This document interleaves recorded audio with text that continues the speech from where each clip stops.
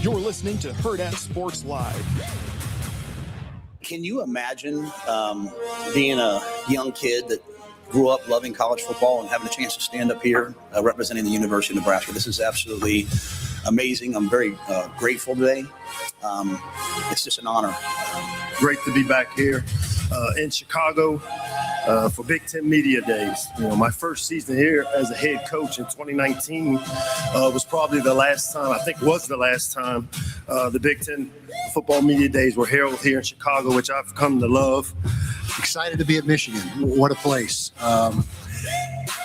University that's really has it all. I mean, you talk about resources, academics, tradition, history, the whole 9 yards. And so it's feel very blessed and very fortunate to be able to lead the Wolverine program. It's been 7 months now, starting to feel like we're settling in. Everything I'm about to tell you today, though, is about our players. What our players have built, what our players have accomplished. They are the ones who run out of that tunnel. They're the ones who pour the blood, the sweat, the tears out there every single day. But somewhere along the way, we've lost track of the players and spent so much time talking about NIL and the transfer portal. I'm really excited. I've been on vacation long enough. You know, I'm tired of being bossed around by my wife. I'm ready to boss somebody else around and develop a football team. And it's all about development. Okay, player development, team development, positional development, and developing the intangibles, the mindset, and the identity of your football team. Questions? Questions. Good morning. Welcome to Hurrdat Sports Live, presented by NextGen Mayo Medical. That's DB. I'm Ravi. Lulla here at Hurrdat Sports HQ. DB, questions? Man, listen, I always joke like I'm just happy to be here, but I'm legit just happy to be here. Yeah. What time did you get back last night? So we actually, this is crazy. Mm-hmm. We actually got back. Our original flight was 9:25 direct. Yeah, which I was already a little concerned about because I was like, that could be a late night. Yeah. It was definitely destined for that. So it started with me trying to plan ahead on how late I could stay in the room. Mm-hmm. Right. So getting like late checkout, whatever. Yeah, and it was a hassle because of Lala Freakosa or whatever was going on in Chicago with these people that, I mean, goodness gracious. Yeah. It was directly across the street from us, too. Oh, really? Oh, man, it was. I think it was Houdini. Freaks come out at night. Freaks come out at night. They were out during the day, I think, too. Man, listen. That sounds like a pretty good time. Nah, look, it would have been your speed. Like a lot of people that, yeah, a lot. Fast, a lot of people that look like Harley Quinn. No questions asked. Or Yu-Gi-Oh! Or Beyblade. Or that's more Rico. Man, First off, not Comic-Con. Calm down. Hey, this was Lollapalooza is different though. Wild. It was it smelled like weed, perfume, and pee. I was like, ah. So anyway, that's such a strange combination, man. Think of any weird 19 to 30-year-old. Yeah. One dude, he I mean, his hair was whipped like butter. It looked like Richie Rich, like comb over part, swoosh, like perfect, tucked tight. Yeah. He had on these pink gazelle shades with a mesh cutoff.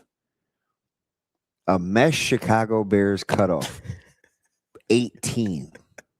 With these little ooh liar shorts. I mean, ooh babies. Are you sure it wasn't Caleb Williams?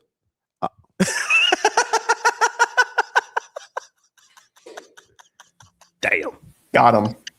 Hey man. In the other person he was with, yeah. I mean, there was like lumps and stuff, so I'm assuming female. I'm just keeping it a buck. Okay. Hey man, Just keep pushing. We're all right. We're all right. I don't even know what the outfit was. Looked like she was shoehorning a prophylactic. I said, huh? Like shrink wrapped in there? Like the little tie and the little, it looked like a giant prophylactic. I said, It's the latex, it's the fishnet, it's the yeah, mesh. man, that's what it was. See, you know. Yeah. That's I what have it was. I have friends from high school who go and they post their pictures on Facebook, and I'm just like, what are you? Hey, What are you man, I wearing? was mortified. I looked at Avery one time and I said, at what point did you leave in the house and think, that's a good idea? And I mean, it was just like mob deep. So I got to start from the beginning. So we're trying to strategize. Yeah. I mean, because we want the content, and Coach Rule didn't go until late with the side session. Mm-hmm. And he went a pretty long time too. It was like 45 minutes. Oh yeah. They held your boy hostage. And so Avery was bound and determined. Like, we saw her the least. Like, she's doing her thing. Mm-hmm. Sasha had to run back and forth from the media area to like where we were for Wi-Fi speed. Because she's trying to crank out content. Yeah, she's trying to get it posted. So Yeah, she needs a little bandwidth. And she's a bossy son of a gun. Man, listen, we just got there. That's why she's in charge. She kept asking me like every 7 minutes. She's like, she started out cool, like suggestive hinting. Like, hey, that's how she said it too. She's like, hey, if there's anybody you want to get early, let's just get that out of the way. Yeah. So I didn't really get it at first. So I was kind of like, okay, I'm kind of hiding.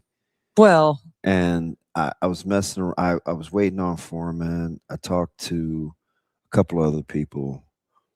And she comes over again and she's like, you ready? I was like, ready? I'm not sure. But then I remembered she gave me the rundown a couple of days ago. She gave me like this skeleton of how she wanted it to go. Yeah.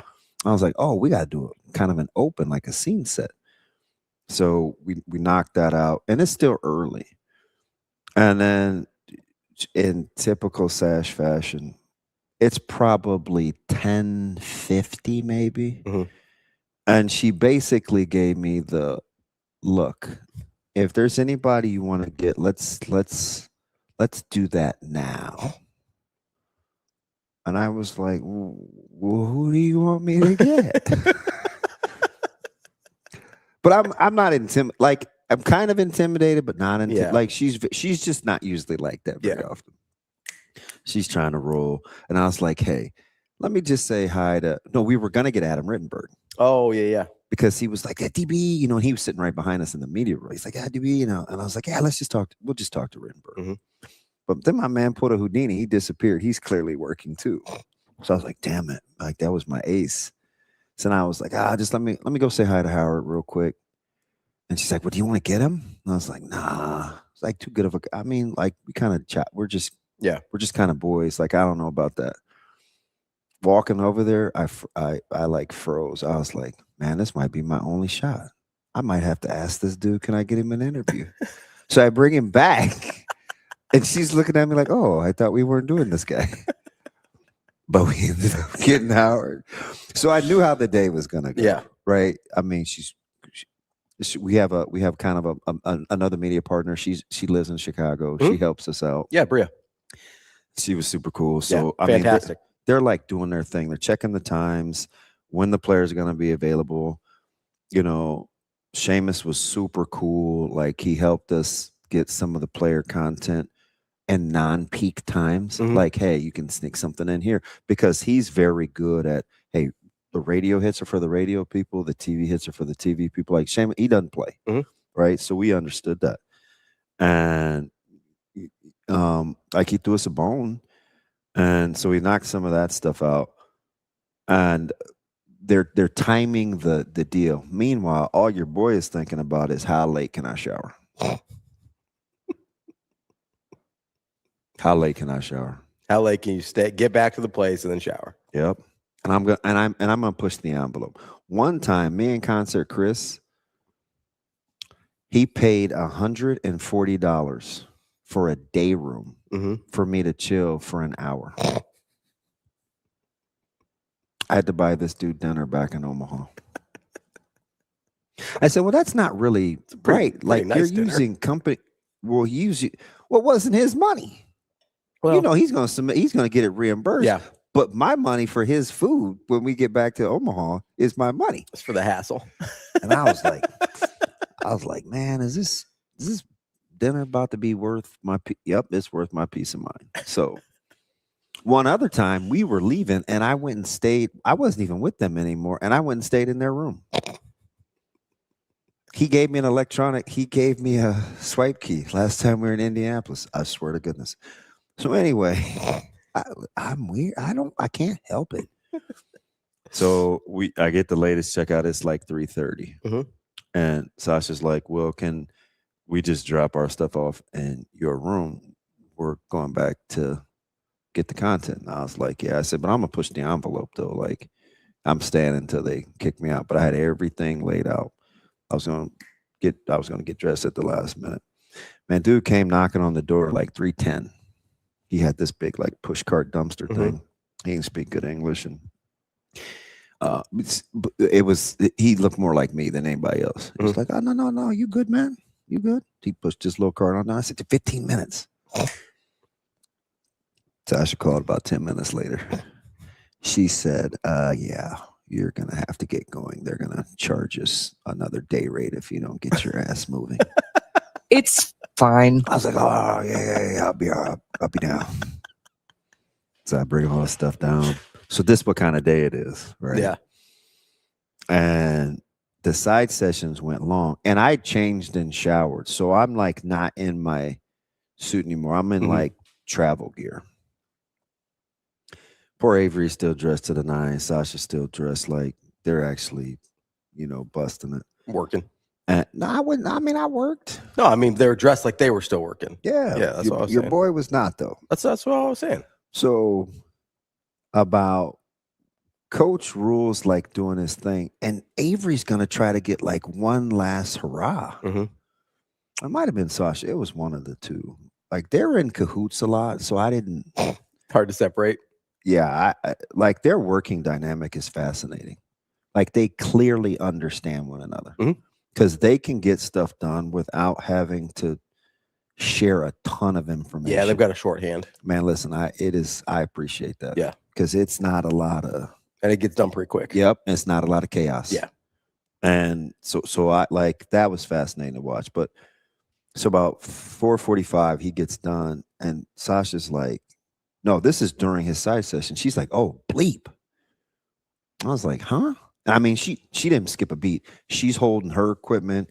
Avarie's got hers. And Avarie kept shushing me. And she's like, shh.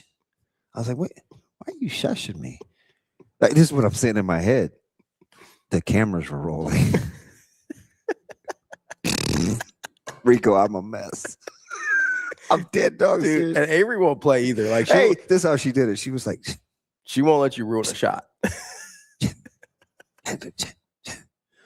So I was like, what the F are you doing? Exactly. Did she give you the look? Because like if you don't listen to her, she will like throw you a stare. No, but she does have a streak. She does have a mean streak, which I didn't know she possessed. Like after like the third, she usually hits me with the. And I was like, oh. But Sasha's like getting information because she's trying to change the flights. Oh, yeah.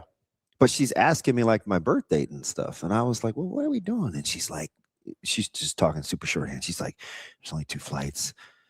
It's a 5:45, but it's not direct. We wouldn't land until 11. There's a 6:25, but it's booked.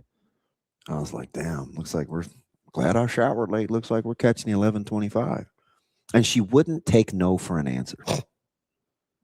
So she's starting. Rico's nodding. So this apparently is how she is. Yeah. I don't know. She doesn't treat you like this. This is how she operates around here. Oh, okay. You've known her for too long in like different stages of her life and career. Yeah, almost 15 years. Yeah, 14 years. Like around here, like this is how she rolls. Yeah, because he's just nodding. Yeah, me and Brandon in Indy for Big Ten Women, the basketball tournament. getting just they lost first day, so she was scrambling trying to find a flight like that night. Couldn't find one, so we got one super early. listen. Kind of mean spirited.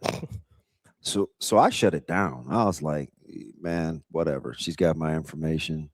It'll be cool. So at that point, I was like, stop telling jokes. Just be quiet. Mm-hmm. Cool. Got no problems. So we get outside. She's trying to get an Uber. And I'm like, I did say, I don't think we're going to make it. She's trying to go from Midway to O'Hare. Mm-hmm.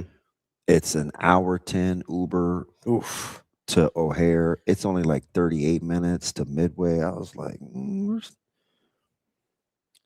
she couldn't get an Uber. I'm like, why can't we get an Uber? She's like, well, he doesn't speak English. So we walked around every side of the Hilton to see if we could get a better pin drop. Mm-hmm. And he kept telling her, I don't know how he was telling her, but he kept telling her like he was close. And we apparently were in a no drop zone, and we didn't know that because of Lollapalooza. Gotcha. Why we have to walk 4 blocks to get to an area where we could get picked up by an Uber. We're rolling equipment. It's like, damn. But your boy kept his mouth shut. Didn't say a word. Trying to keep it light. I was like, hey, I got some snacks at the bodega. And I can see Sasha's face when you say that. She's not even paying me any money. No, they're all worse. Like she is. And so I said, well, where do you want me to tell him? And she's like, this, and this. So I put it in Spanish and I sent it to her. And I said, send him this. Well, by then she had canceled the driver and got another one because they wouldn't let her cancel it. So I'm like, now it's like $450. And you're trying to make a $625? Yep. And I'm like, no way. Yeah. So driving there, we had a cool driver. Like he was trying to give away like his Monsters and energy drinks and stuff. I was like, oh, this is nice. He's like, oh, here's some chargers. And yeah, clearly was about his business. So we get there and Avery wanted to change. Sasha was trying to get to the check-in gate. I'm like, if I'm going to be here till 11:30, I don't want my bag. I said, I'm about to go check this bag in. I'm just going to get it on the flight, get it to Omaha. Mm-hmm. Like, I'm going to have to settle in for a while. Sasha's like, she's like, we got to get to the gate. I said, no. I said, I'm trying to explain to her, I'm going to get the bag on. It's going to get there. Like, cool. You guys get a head start. Go do your thing. So Alberto at Southwest was a goddamn genius. Yeah. He's quiet for like 4 or 5 minutes and the clock is ticking. It's like 5:35. Mm-hmm. And Alberto says, it's going to be $45. So Sasha by then is kind of annoyed. Yeah. She's like, what are you doing? So she comes up to the counter. Avery still stays in the back. And I'm like, I'm just checking this on. And I'm trying to explain it to her. And she's infuriated. She is so pissed. She's like, she's not understanding that, hey, the bag's going to get there. Like, it doesn't matter. We're still going to try to get this flight. No harm, no foul. Mm-hmm. So she's probably cussing under her breath. And the dude was like, hey, this will be $45. So I pull out my phone. I was about to move over to the account. I put my card down. She gets so frustrated. She just was like, here. So she puts I'm dead serious. She puts the card on the dude's desk. He's quiet for like 3 minutes. And I'm telling you, man, she's like this. Oh, she's antsy. I mean, she is steaming, Willie beaming. She's on her phone and she goes, oh my God, we have boarding passes. Avery, get up here. I said, we have boarding passes for what? And she goes, we have boarding passes for the 625 because we were originally just trying to go standby. Yeah. I said, Alberto, did you hook us up? He said, well, I just figured if you were having to go standby, I was going to look at all three on the ticket. He like did this he just did this magic. Turns out didn't have to pay for the luggage deal because he said the system was acting too slow. So he said he just pushed it through. We got boarding passes and got on the goddamn 6:25 flight. Got home 3 hours and 30 minutes earlier than we were even supposed to on the regular flight. Yeah. We got back at 8. Yeah. That's funny. Wild. And that's what Sash does. She looked at me one time on the plane and yes, you did say here. I love how that's the one thing she's like debating you with. The exact story. Like the rest of the story, she's like, yeah, that's fine. But she's like, I didn't say here when I gave you the card. I did slam it on the counter, but I didn't say here. She kind of spun it. I do that sometimes. I'm mad at something. I'll just be like, and Alberto was wearing a mask, so he wasn't saying anything. So I couldn't tell what he was doing. But he was so smooth and good at what he was doing. And there was one time I looked across the aisle and she looked at me. I'm dead dog serious. She looked at me and she goes, you guys can't probably see this look. She's like, I told you, MFer. Like, because even Avery was kind of, I think Avery was riding with me. She's like, I'm kind of with DB. This ain't gonna work. I've seen that look before, by the way. Hey, a lot. She looked at me. I think like, we all have. Now what, MFer? I was like, say, how dare you doubt me? You should have seen the process, though. It was 2.5 hours of chaos. Yeah. I mean, utter chaos. And I had just been at LaGuardia during the shutdown. Oh, so yeah, it's like, this is a walk in the park as long as I'm clean. I mean, I'll chill. A lot of questions in the chat about how long your showers typically are. 14 minutes. About on the dot. Got it down to science. Yeah. Hey, how about the first time I turned on my shower head, Rico, I got my whole clothes wet. It was this stupid handle where you had to like reach in across the door. So you were turning it on before you like to get it warmed up. Look, if you don't turn the shower on before you get in, you're a crazy person. No, I get that. You're a psycho. I'm just trying to understand how you got your clothes wet. Yeah, so the door was to the right and the shower head's to the left. So I had to reach across and I turned it on. It was like, Yeah, you know what your boy did the next 3 times? I turned that joker to the ceiling. Oh, you got to. Turned it on. I said, you're not getting me, shower head. Dude, I hate how the hotels do that. Dude, it's wild. It's so dumb. I'm like, the people, and I guess maybe most people turn the shower on when they're undressed, but I've gotten, I don't know. That's crazy because the water comes out cold. I'm not trying to. No, but I think some people also like start to get undressed before they get in the shower. Is what he's saying. Like you don't hop in. I don't know. Cold. You know what I mean? You still turn it on. The getting the Uber was arguably the most stressful thing ever, because in the middle of the chaos is thousands of Lollapalooza people walking in the street. Back and forth. We're trying to get out of the way. It was fascinating. I couldn't believe how it's just doing too much.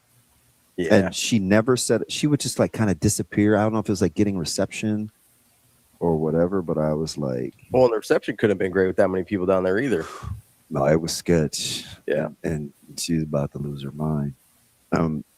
We had to walk pretty far, and all these people were like, you got these people with like their head down there. They're like, excuse me, do you know what Lollapalooza is?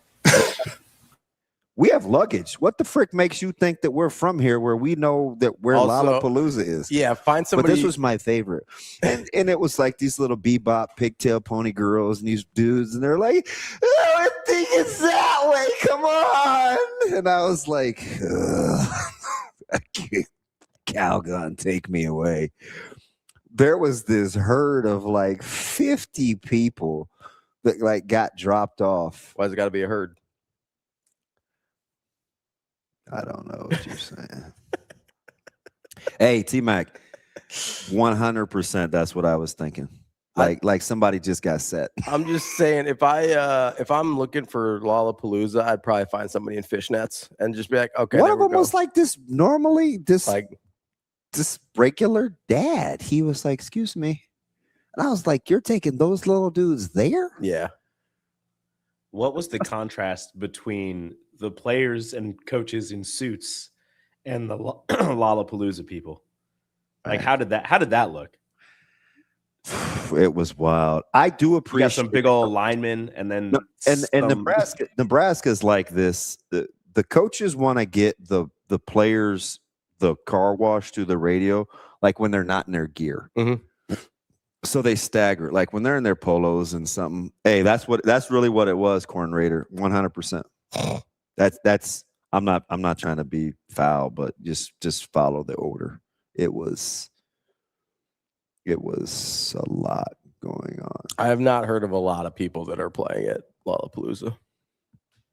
Have not heard of a lot of people. Yeah. Well, the first time when we ate, the restaurant was right next to the House of Blues, and people were in line for orange somebody or another. Oh, smashing Blood Orange. Blood Orange. That appears to be an act. I don't know who that is. Yeah, it was Blood. How'd you know? I have the list up because I was curious. Because you were talking about the dude bringing the little kids, and I was like, oh, who would he be going to see? You've heard of at least 3 of these. I know who Lord is.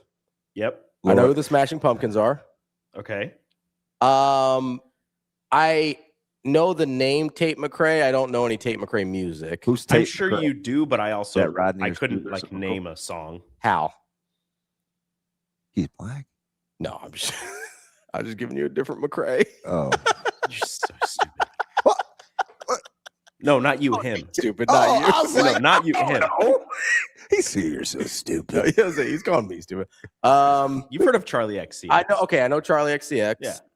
I think I only know one song by Charlie XCX, but that's fine. I also don't know the rest, but I know like those 4. I've heard of Olivia Dean. I don't know any of the music. So when we got back, After that, it's a wrap. I got nothing. there were all these people at the luggage carousel. Yeah. And I was like, oh my gosh, what is going on? But it was from a cruise because most of the people were significantly older. Mm-hmm. And you know me, we were by the one carousel and it was on another. And I was like, man, they're not going to put us on that one, are they? And sure enough, they put us on that one. So we had to go over with all the people. And I asked one of the older ladies, I said, where's everybody tumbling from? And she said, gambling. I said, oh, shoot. You guys playing shuffleboard? Todd says Rule did an interview. They asked him real band or fake band for Lollapalooza. He missed all of them. I knew that. I saw, I can't remember who it was with, but I saw the guys he did that with. And yeah, I would have gotten a couple of them. Well, it depends on which ones they gave me. So Rico, I found a new feeling last night when I got back to the airport. Oh yeah, what's up? My man Easton. This little kid was so stinking cute. Little flat bill. He had the camouflage on with his backpack. And we were standing over there waiting for my luggage. And this little dude comes over. I mean, like a full-grown adult. He said, hey, can I take a picture with you? I have my camera. And I was like, pardon? It's like, oh, I said, yeah, sure, no problem. He whips out his camera. He's taking clearly this dude is not shy. Mm-hmm. And either his cousin or there was like 5 little kids. This is who was represented: Lincoln Southwest, Wahoo, and Arlington. Okay. So it was like this melting pot. So everybody was pretty young, but they were so tight knit. Yeah. Right. So that's what I was like drawn to. I was like, stressful day, like family. And this little dude was so stinking cute. So we're like chopping it up for like probably 10, 15 minutes waiting for the luggage.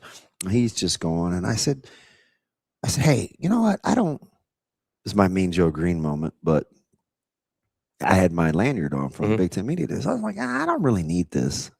I said, here, look, let me give this to you because I'm about to put you on Twitter because you really, really made my day. And he looked dead at me, Rico, and he goes, no, you made mine. No. I was about to walk off in tears, and he goes, "Can I have a hug?" I looked around to see kind of where his parents were. I was like, "You may not be getting this dude back." You can't and his steal parents people's came up and they're like, "Oh, are you taking him home?" And I was like, "Shoot, he's 8, Zoe's 8. Want to trade?" No, I'm playing. But he was cute, right? Like, so I was like, this dude could do my job. Yeah. Oh, super smart. We were talking about him chasing down Alex Rodriguez one day in an airport. Emmett Johnson said his dad was a really good player. Yeah. It's like, oh, you love your dad. And his dad was like, looked pretty fit. He's a good looking dude, little goatee. And I was like, yeah, Emmett was he was like a little sports Rolodex. Nice. I asked him if he's a good baseball player. He's like, yeah. So I wrestled too. I said, you wrestle? And he's telling me about a couple of matches.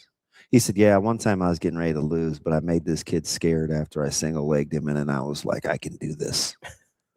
I was captivated. I said, tell me more. All right, so we found a new reporter for us. Are we gonna take him to an event with us, have him ask some questions? I'm telling you, he is fearless, and he has a cool name. New intern. Yeah, Easton. Now he's only 8, so there may be some labor laws. Don't let him drive that Sprinter van we got out there. When did we get that bad boy? A couple weeks ago. Yeah, it got wrapped like last week. I'd say we got a couple weeks ago, and then it got See, Sasha, she knows. Look, there was like a group of 6 or 7. So from like high school, one was in college. I think the one young lady was at Lincoln Southwest, and then the youngers were all like Wahoo, Arlington, and they knew my old neighbor growing up. Oh, really? Yeah, I grew up next to this family named the Ortmeyers. And it was Chris and Steve, and it kind of had some tragedy in the family, but they were really, really good athletes. And so they lived next to this other family, the Eckleys. And then Cobbs was up to, we had it was an athletic neighborhood. And he's like, yeah, I knew their sister. And I was like, it's wild. Yeah. Yeah. So he Easton got me to decompress because I was getting my tail kicked by Sash. Man. Her delivery. You're right. You're right. You guys are all nodding. Yeah, we get a different side of her than you do usually. That was wild. Yeah. And even I do less, I get a different, I only get that side of her sometimes. Yeah. These guys that she puts out on assignment all the time, that's normal Sash. She's like a Sour Patch boss. That is a really good way to put it. Was that Brandon BLT? out of nowhere. Hey, up the top rope. So,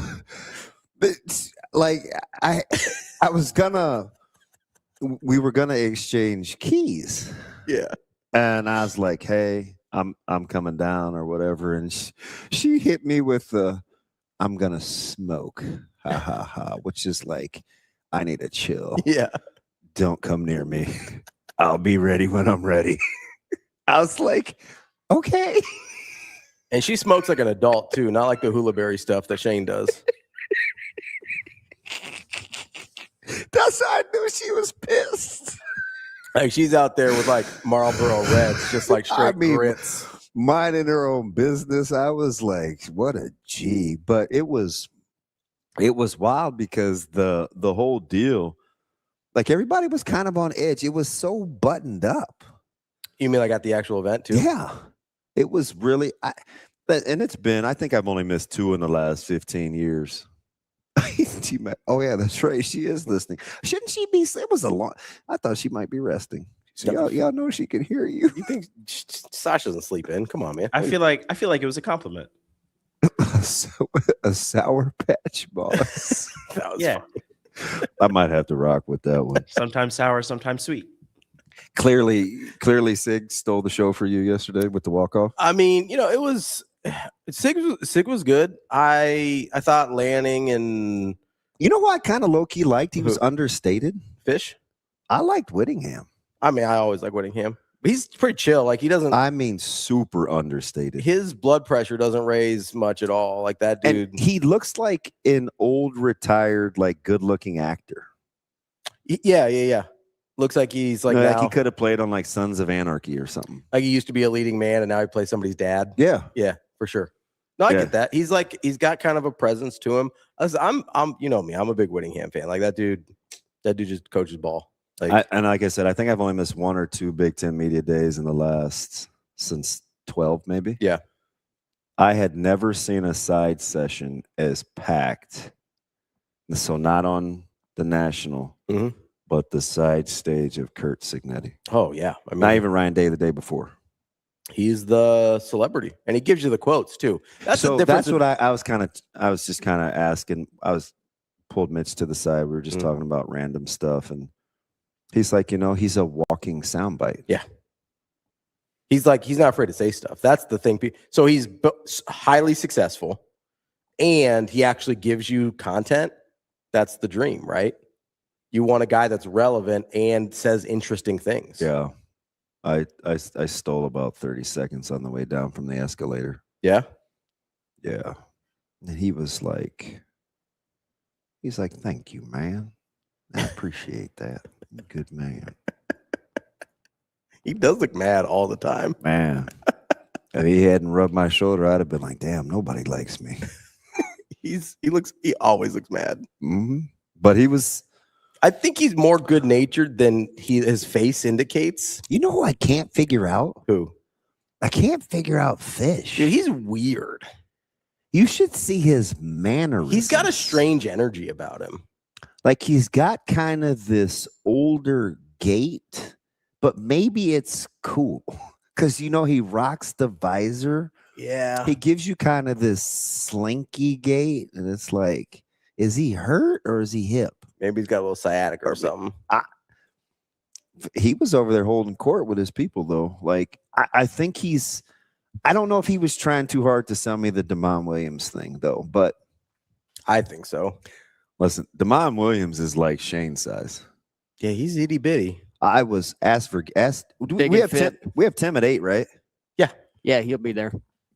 They might be the same size. Dude, he's itty bitty. I'm not trying to disrespect Tim, but I don't think Tim walks around like a $3 million Division I quarterback. Yeah, I think they might be the same size. I wouldn't look at Tim and be like, that guy definitely starts for a Big Ten program. I don't know. Tim's got some swagger. Swagger and size are not the same thing. What my man? Should I start reading the chats? I'm not seeing very well this morning, so I'm trying to. Michigan fan base not happy with Whittingham. Because what was he supposed to say? Like you dropped the rivalry talk on him You dropped the rivalry talk on him on the national podium. Also, do they really think he also hit with the other team? Like that's what he's supposed to say, right? Yeah. What was the problem? I don't know, it's weird. I mean, I could be wrong about this, but do they really think that Michigan and Ohio State hate each other more than Utah and BYU? Like that's literally called a holy war. I literally was waiting for the reference, but he was very smart in the moment and didn't make the comparison. I'm like, I've already been through a pretty heated rivalry. If you want animosity, that one regionally, it's not national, but the regional intensity, it has no peers. I think there's actual, it's ill will. I would say there's actual vitriol there, right? I get like Ohio State and Michigan sort of like sports hate each other, right? Like Utah and BYU. He can't manufacture the hate, Kobe. Like you want him to pretend like he hates them. He just, he can't, it's not a natural emotion. Well, for some people it is. Like he just got there and one of his good friends coached the other team. Yeah. Not just good friends, but like the guy that got him his most prominent job, basically. Yeah, at Utah. I don't know. Like, I don't know. I don't know how you want him to sound. People need to chill sometimes. But they'll be prepared to play that game. Yeah, they'll be prepared to play every game because he's a good football coach. I still think they're flying under the radar. Listen, Howard Griffith, he agreed with me. You know me, I like Michigan because I like Whittingham. Listen, that guy was Corn Raider. That guy was so young and aggressive. He was going to ask everybody question about everything. He asked every single coach a question. Yeah. I didn't. The dude from the Illinois Student Union, I think what it was called. Yeah. Listen, I got to figure out who this dude was. So I bet Evan knows him. We can figure it out. Not him. Oh, okay. So there's another guy. I I thought everybody had like an orange carbonated thing. Mm-hmm. So I walked over to the media hospitality deal. Short story long, turns out it's like a peach polar seltzer. I think they had drank You all like this. peach? The flavor? Yeah. That was the one you couldn't get. Yeah, I know. I remember now though, because you told me, and I'm a good friend. Now you fast forwarded to the good friend Apple, part. strawberry, peach. Boom. Boom. There you go. I got you. So I go over there. This is something Rico would say. Mm-hmm. So there's a dude in front of me. It's a little brother. And I'm not really talking. So he's doing something with his plate. And he goes, he's not a Nebraska guy. So I'm not sure. And he goes, man, this is exactly how he did. He's like, man, if I have one other person tell me that, man, don't you look just like Damon Benning? I'm going to be like, whoa. And I just break out laughing because I looked at the dude and I was like, I could see it. But then he crushed me in typical Rico fashion. He said, yeah, I think it's because we got the same misshapen head. I was like, I don't know you. You can't say that.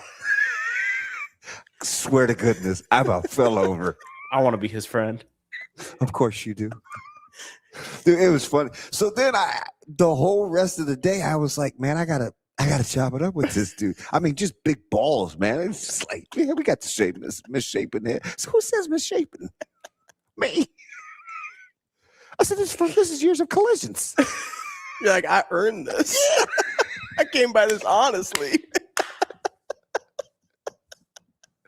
Them helmets used to be tight as hell. I gotta get that. He said, dude. I didn't come out the womb with this. I'll work for this. Dude. I built this head brick by brick. So extra. Helmet by helmet.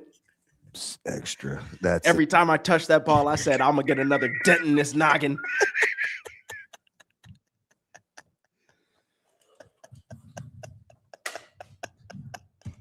Been sitting on that one, Rico. Just running through walls. Oh, I was in tears. I was like, this dude, I admire his ball, his kahunas. Dude said misshapen. TK goes, was it orange drink? It did. From far away, it looked good. Yeah. It looked good, but I don't know, man. I don't know. Listen, you know who has an interesting frame? Who? Is Harrison from Michigan, Jordan Harrison. Oh, yeah, okay. Who else? I always do find it a little interesting to like see certain guys out of pads that you don't normally. I know he's ours, so we don't like. I wonder if you're gonna say who I was thinking. He's ours, so we don't like think much of it. Mm-hmm. And maybe his suit was tailored that sweet, but how good did Lindemeyer look? So he looked like lean. So him, and then I'll be honest, I thought like Andrew Marshall looks big. Oh, he's yoked. I don't think that at least last year didn't like translate on TV. Yeah, I like he's one of those guys that lets me hug him and stuff. And so like I walked behind him and I gave him like this big hug, and Avery was like, did you tell him what question to ask? And I was like, what do you mean? And she must have thought I whispered in his ear, but I was just giving him a hug. Yeah. Yeah, he is. No, Lindemeyer looked good though too. He's cock diesel. Yeah, Lindemeyer looked good because I think we see Lindemeyer and we think he's kind of thick. Yeah, which he's he kind of was. Yeah, he had a little extra, whatever. Like, but he looks like he's in great shape. And I was like, man, you just over here living your best life, and like he feels super fit. I felt like to hear him talk about. Well, let's take a break. Okay, let's take a break because he said some things that are interesting. He does. He said that's hey, I'm telling you, man. You want a bulldog? Get Sadie. That dude will chomp. Yeah, and get a bite. Absolutely. And he doesn't forget either. He makes you look like you're not very petty. Dude's memory is long. We'll take a break. He said some things about that tight end room that I think we're missing. That I think I told you about. You did, yes. Yeah. Sorry, I was rolling my eyes at something else. Why? We'll get to it on the other side. Okay. Let's take a quick break. That's DB. I'm Ravi, Lulla. We'll be right back. More Hurrdat Sports Live right after this.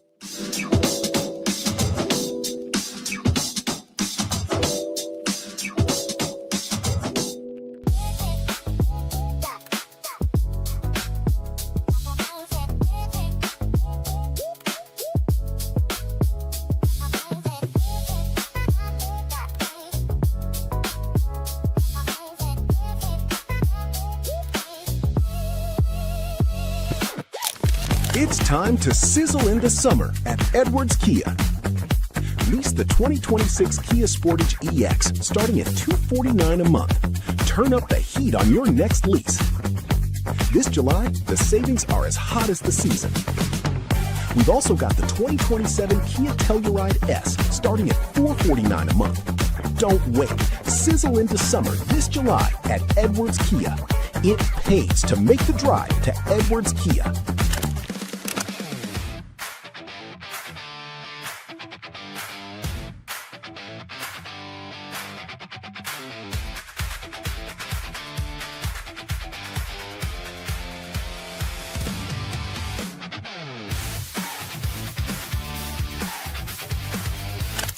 Are you feeling off, low energy, or sleep? At NextGen Male Medical, we not only evaluate your testosterone, but overall health. Schedule a visit at nextgenmmc.com. Together, we'll get you back on your game.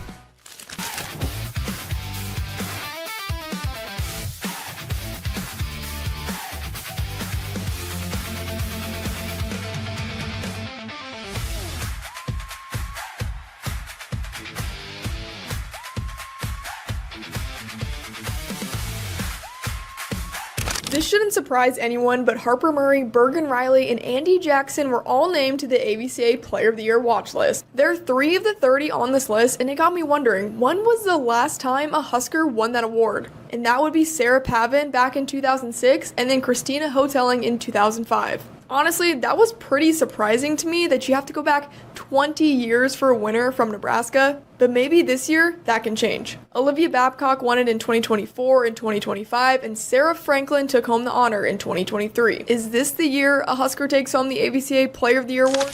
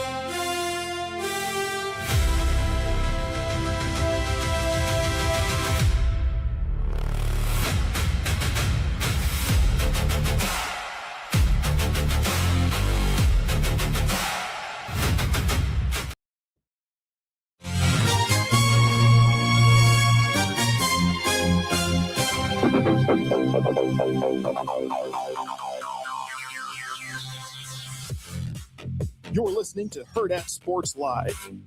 He's told me, like, as long as I execute, I run my route the right way, he can't control if the ball's coming my way or not. It's all about the relationship I have with the quarterback, and if I run my route right. And it all starts if I'm blocking right. If I'm not executing in the run game or pass blocking game, they're not going to put me in to catch a ball. And the quarterback's not going to trust me to catch that ball. But just executing every phase of the game, and the ball's going to find my way if I put in the work.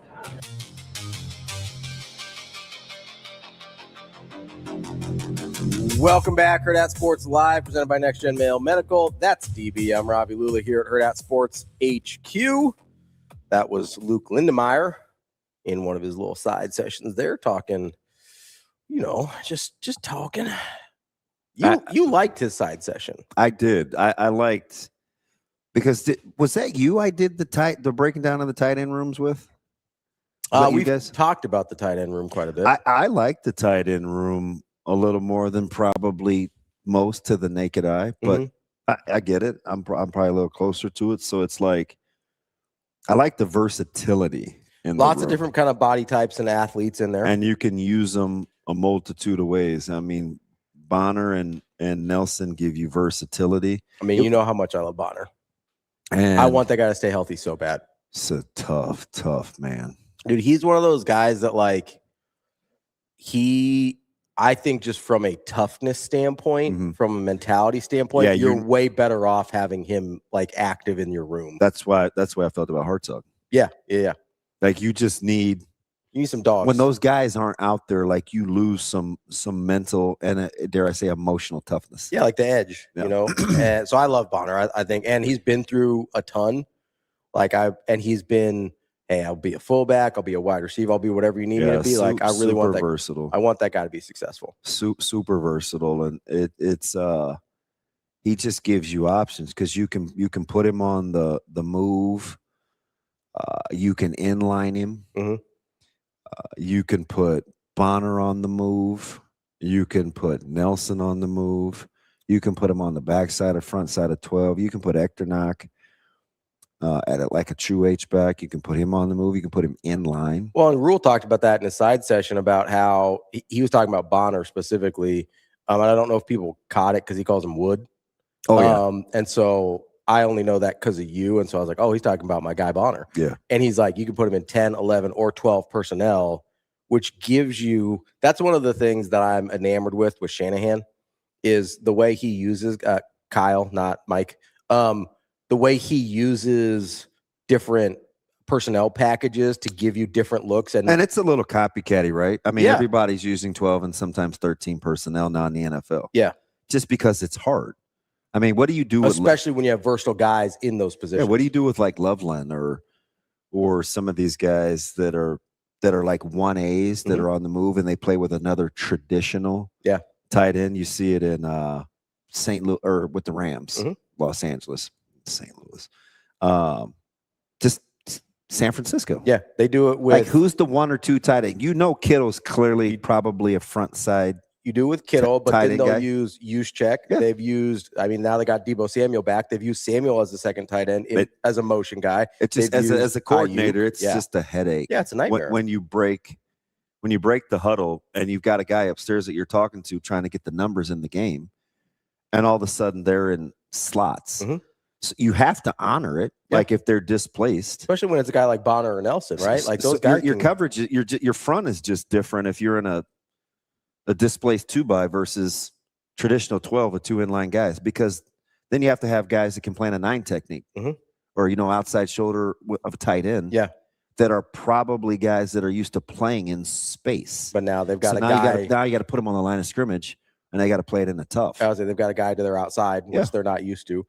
That's part of the reason I like Mosey too, right?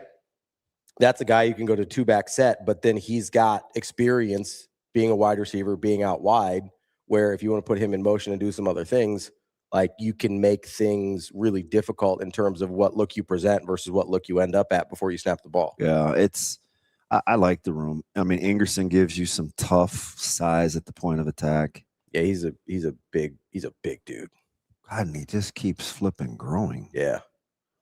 And he repped with those top groups a lot this summer. So I'm thinking, and even in the spring, so I'm thinking, good. I think good things there. They just have some versatility. And Sorensen was the guy I told you was that was day one. That's the steal of the class. Yeah, I think super physical. And he's funny too because he went golfing out. He was out in. He went with Danny King and a couple of these guys for an event out in Gothenburg, and Caleb was home, and so I was messing with Caleb, and for some reason he has Danny's they're boys, so I get it. Like he's got Danny's location. He's like, Danny's in Gothenburg, and I was like, Danny's in Gothenburg. And he'd taken Luke with him. Yeah, and 2 tight ends, and Danny's pretty good too. Like Caleb told me to keep an eye out for him, and this summer, and so I just kind of watched Danny King grow And I've seen him work with, he's getting work with the top 2 units now. And so I'm thinking that room is a little bit better, I think, than we think. But anyway, how good it'll be in a conference, I don't know. I just know that it's not a room that I have like great concern with. About like the talent level. Yeah, Sorensen's a guy that I know early on was probably like, well, I don't know, not getting a lot of sugar cubes in this room. This is, and it's just like, hey man, you got to stay with it. That's how tight ends need to be, though. Very demanding. Yeah, he's going to coach you hard. Might not be a lot of praise early on, but you got to stay with it. And now it's like, Cassat can really swing a stick.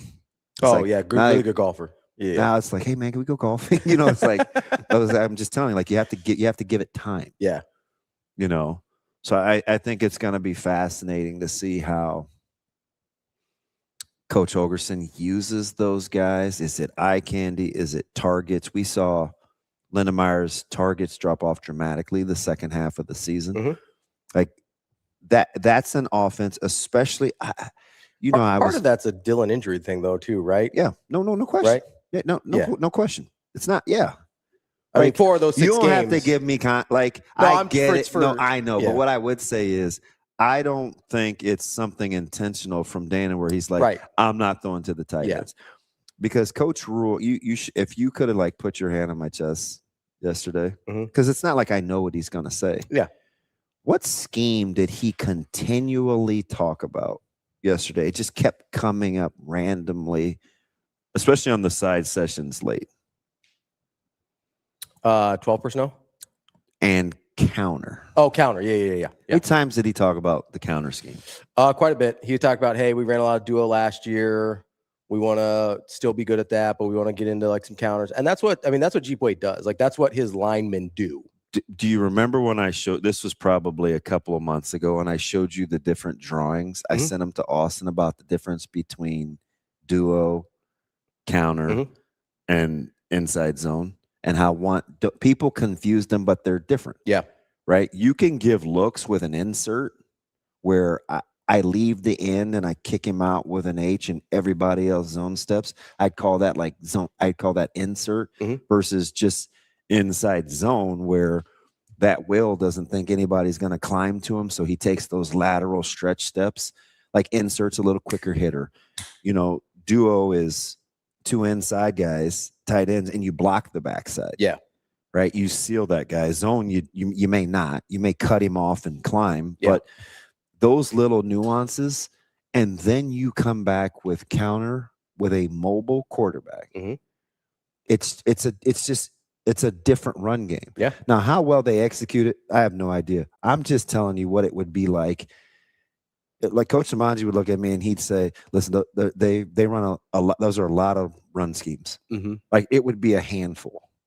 It doesn't seem like much, but it's a lot." Well, no, I mean, I think and we'll get to Tim here in just a second, but I think the hard part when you're doing a couple things that look the same, right? Obviously, is whether it's duo or inside zone or insert, and then you hit them with the counter. It's like, okay, you're hesitant then on all of them, right? You're a little bit more hesitant on the ones that are coming play side to and you. it's a different technique too. You gonna box it or spill it? You're gonna stone it. Like just the ability to run it with a perimeter run dimension changes the way you can play. Let's take a quick break here. We will be right back. Tim Verghese here on Hurrdat Sports Live.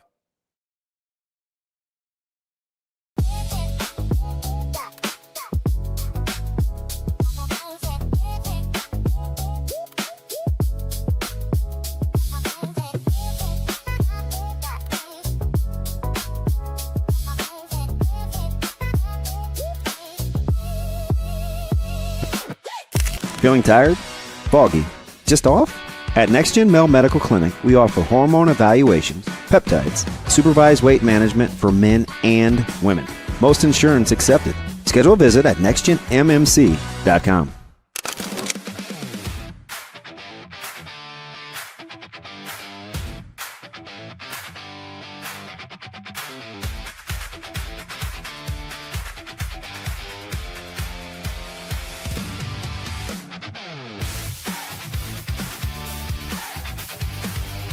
Yeah, well, Andy, Bergen, Laney, and I have all just kind of decided, like, no matter what happens, we're going to make this year our best, whether it's our senior year or it's not. We just want to go out and make sure that we're being the best teammates we can be, the best friends, the best players, and no matter what happens, like leaving on a high note or staying on a high note. Like, we just want to make our senior year the best year we have.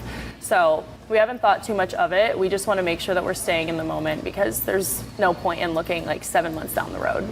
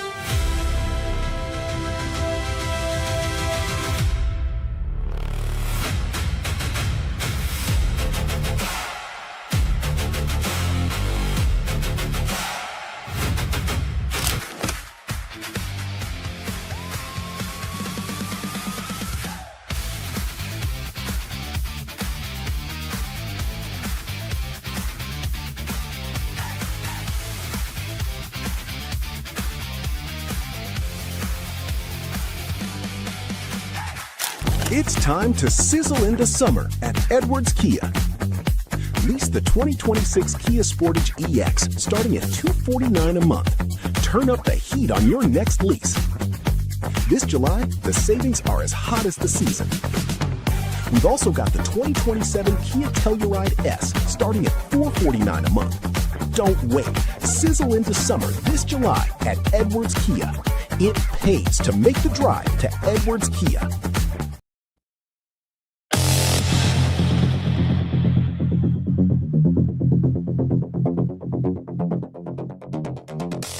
You're listening to Hurrdat Sports Live. But we know that's not enough.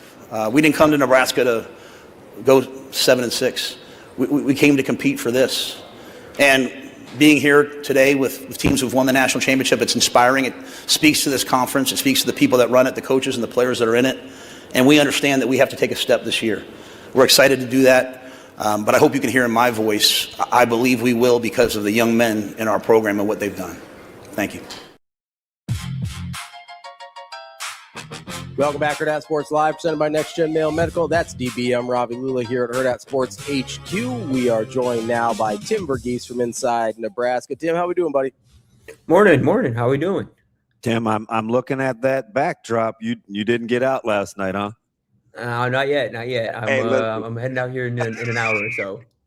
You're like one of that flight. It just, I don't know, man. It was all we could do to make sure we didn't get stuck because we had a boss that was very animate about making sure we had more options than that last flight. There are a lot of Nebraska folks that still had to stay in Chicago. Yeah, I drove, so I was always planning on. Oh, you're good. Kind of driving back today, but it wasn't crazy, but yeah, I mean, it's been a day. It's been a day. Are you officially done with Lollapalooza? Man, oh my goodness. Oh my good dude, getting out of town yesterday. Oh my You know what's crazy? I was driving home again. I'm caught up in traffic. It was a 45-minute drive into town. It was about an hour and a half drive out of town. It's fine, whatever. I called my mom and I'm talking to my mom and and I'm telling her, I'm like, look, like Houston drivers aren't great.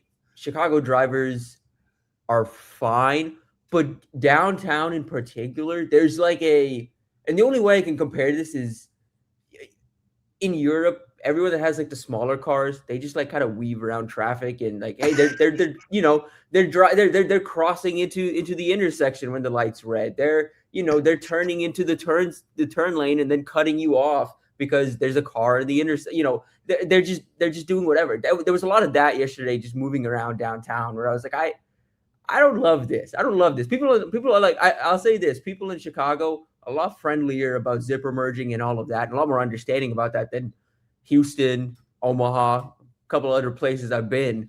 But yeah, getting around downtown was very interesting last night. Houston's a nightmare. Like Houston, you can handle Houston, Tim. You could. I mean, you're ready for the PCH. See, that's the thing. Like I was telling my mom, the difference I think is in Houston. If you I grew up there, and so when you grow up driving around those people and you know it, you know what to expect, and I think that's what throws people off when they get down to Houston. For me in Chicago, it was just literally every intersection I was dealing with someone being incredibly reckless, just trying to get through traffic. And it's like, we're all getting to the same place, guys. We don't need to be doing this. We're all working. Our Uber drivers clearly have driven because they're taking some. I mean, at one point we were driving diagonal, so I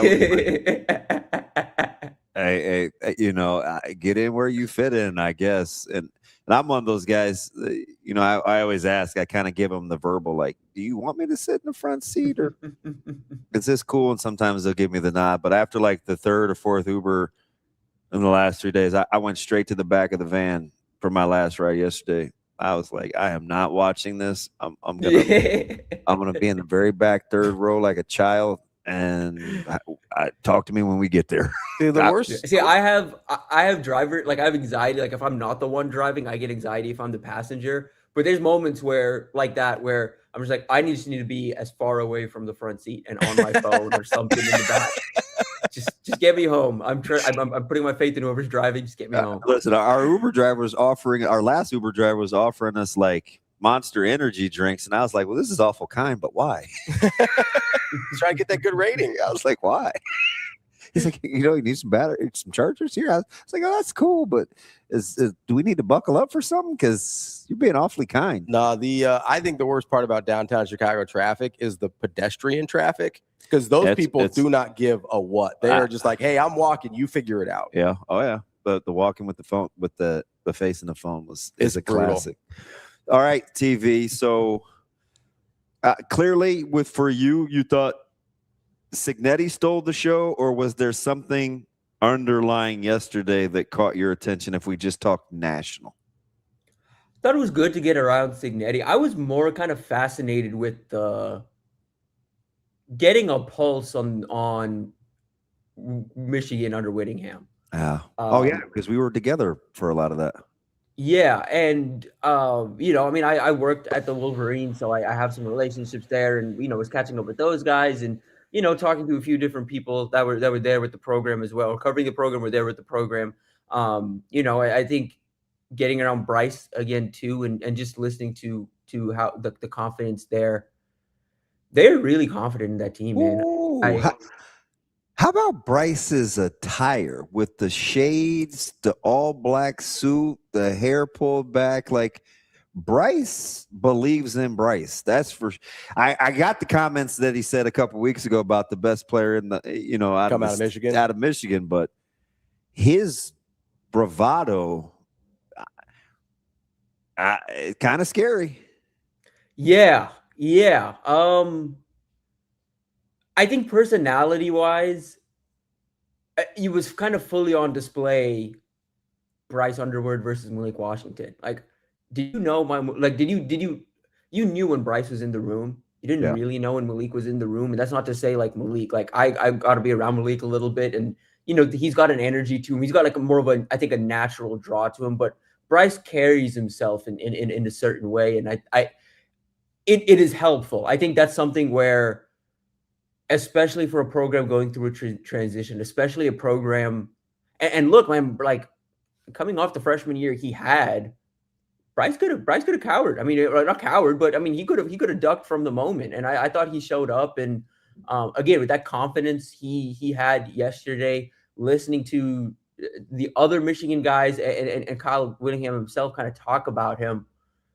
It's fun. It's funny, the narratives that run on the internet. And I think with Bryce too, he didn't have a great freshman year, but you have to look at his evaluation in total. He's someone who I think his ability within the pocket is something that was innate and was there.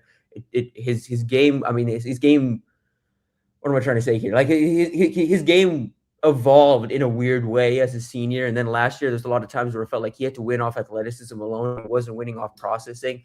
I think he's back in a place under Jason Beck in that offense. In a better weapons around him, where I think one, he's got a little more confidence in the situation he's in, and I think two, I think he's a little more confident in his ability to get back to what made him good in high school and what had him, the number one recruit in the country. Tim, we were talking about Bryce Underwood earlier this week, and I asked DB the question of what do you think determines the guys that maybe don't put up great numbers early that we decide are going to make a leap versus the ones that we decide are busts, right? It seems like a lot of people are like, Bryce Underwood not actually that good. Look what happened at Michigan last year. But 2 years ago, we were like, DJ Lagway, look at that guy. He's going to be awesome. Like, have you sort of been able to nail down at all in your own mind, like, hey, this is why we like this guy, even if right, wrong, or indifferent, versus this is why we think this guy isn't going to work out after maybe a tough freshman year? I can't say I can pin it down to any one thing of why. Because I thought it was weird how fast people got off of Bryce. Right, exactly. I don't love that. I mean, and I don't really know why narratives run for some guys versus the other. Some of it, for me, is PR. Some of it's marketing, how you brand yourself, all of that.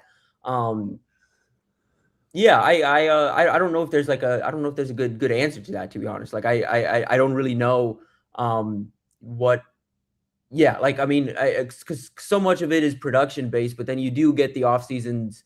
I mean, you get the look at the quarterbacks when we hyped up Arch before last season. I thought he had a really good strong end to the year, but based on the hype he got going into the year, I think there's some people that watched the first 4 games of Arch Manning and they were like, oh, well, what, this guy? Okay, and then they turned it off and they haven't really checked back in, and they're seeing the hype again this offseason. It was warranted with how he finished the season, but I don't think it was necessarily warranted going into it. And I think we're going into this year, and there's some of that as well with some of the quarterbacks we're expecting, big steps forward from when they haven't really shown anything just yet, or they haven't really shown the capability to do that just yet. So I think it's very hit or miss. I don't know. I will say this. I tend to believe obviously, I mean, this isn't anything, I'm not breaking any ground here, but the blue chip quarterbacks obviously get a little bit longer of a leash.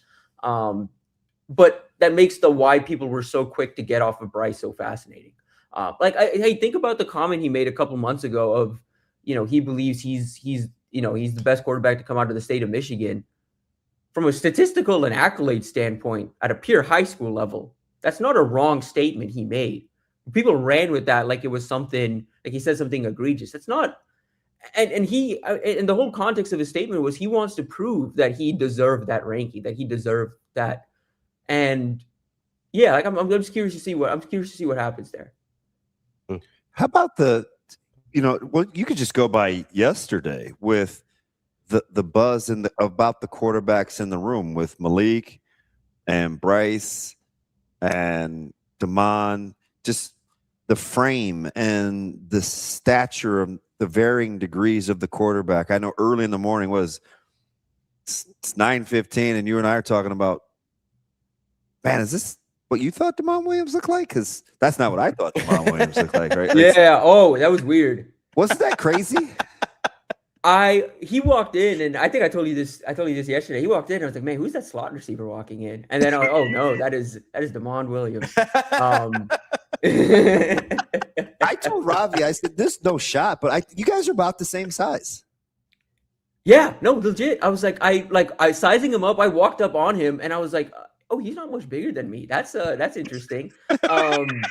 And more than anything, I really Damon fascinates me just because watching his tape going into his like last season at Washington. My question for him, and I think we talked about it on this very show, was he plays with the confidence of someone that is not as small as he is. Like my question for him going from freshman to sophomore year was, how is he going to adapt to, guys are going to come after him now. And guys are going to be hitting him. Is he going to evolve his style of play at all?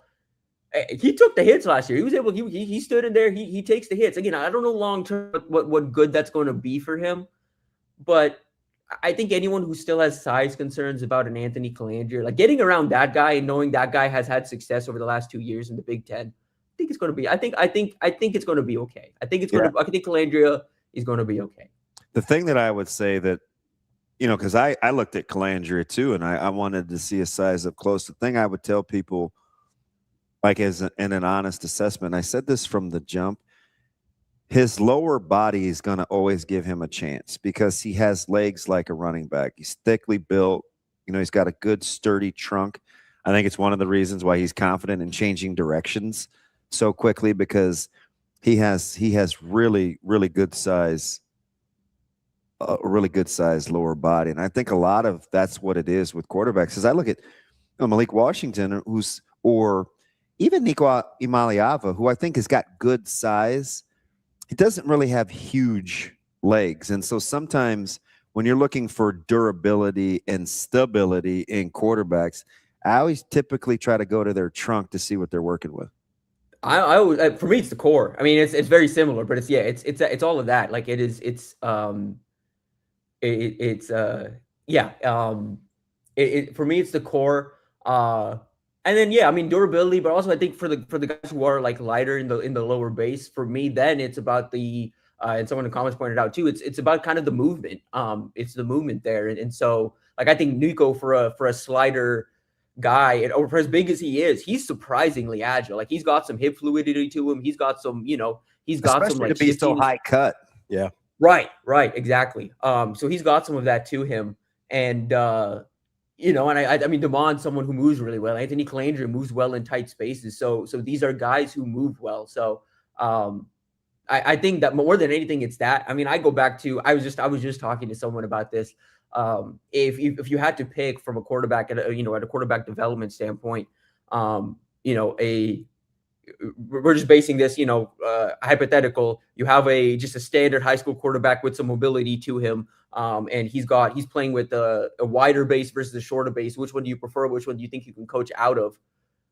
I kind of prefer the narrow base, just because I think you can get out of that a lot quicker. Like if I trust that guy can out of a narrow base is going to be able to escape the pocket a little better. I don't like having to teach a guy to get out of a wide base. So again, not really related, but when we talk about narrow versus, kind of thicker guys, I like having the mobility element to it, regardless of, I think the what you bring as a thrower of the football, I would say. And I get to Coach Rule in Nebraska here in a second, but hey, real quick, I'm not supposed to read the comments, but Husker Homer, real quick. There are dozens of players playing college football right now and in the NFL that I was around as freshmen and sophomores before they had offers or anything. Like I think I know what I'm talking about. I would, Tim. It's kind of what he does, right? It's like I just think it's funny that he uses the word objective, even though everything has a negative slant, right? It's like, yeah, and it's at the Husker Homer. Okay, that's objective. I'm sure that the comments are going to be objective. The stream typically changes his name from Homer to Hater, but we try not to give it too much oxygen. He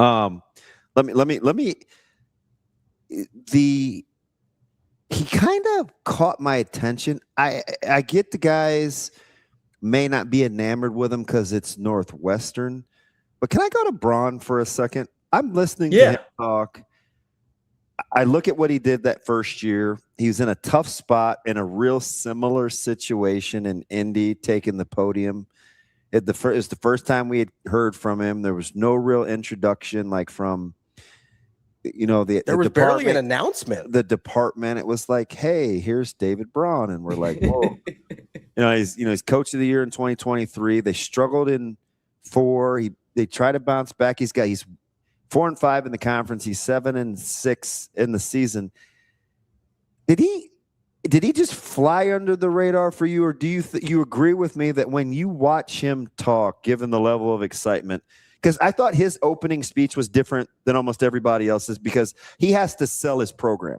So it turned into kind of an infomercial about Northwestern, the facilities, the stadium. a beautiful place to play in Evanston. Like, he had to kind of take a different approach, but I thought by the time I'd listened to him and have him answer his questions, I'm like, I can kind of see what Northwestern's working with. Like, that guy was coach of the year for a reason. Right. You know what was interesting from me for him was picking up on he made it a point to say, hey, look how many guys we have from Texas that are having success at our program. And he brought two in Robert Fitzgerald and Caleb Komalafe. Both guys from the Texas area that have had success, that made that big move up to Northwestern. They're in an interesting spot from a recruiting landscape standpoint, just because it feels like Chicago's gotten so contentious where, they don't even really have, I don't think they have layups like that. I don't think they ever have, but it's just tougher because it feels like all of these different Nebraska wasn't as involved in Chicago a decade ago like they are now. Obviously Michigan, Ohio State, Notre Dame, all these programs are going to stay involved, but the competition for even that next tier of prospects out of Chicago, those borderline 4-star guys, the quality 3 stars or whatever, even that's gotten a little more competitive for them. And so they're in an interesting spot where, but I like what they're selling. I like the emphasis they have on, they're very much, they feel like a blue collar program. They very much feel like a blue collar, like we're just going to get to work. We're going to do what we do type of program. And I enjoy kind of getting around the guys. Caleb Komalafe is a guy that, I was around at a young age. We chopped it up for a little bit. It was really good to see him. He was someone who, was a safety in high school and, had a few different offers and some attention at running back, but recruitment very late in the process, decommitted from Memphis. Northwestern took the swing on him as an athlete, and he found a spot at running back, and he's had a lot of success. And I think that's what that program needs to do. Just fly under the radar, develop these prospects, catch the attention of programs in Texas. Like I'll say this, I mean, the program Caleb Komalafe is from, that's a program that has Power 4 talent, that is starting to produce Power 4 talent pretty consistently.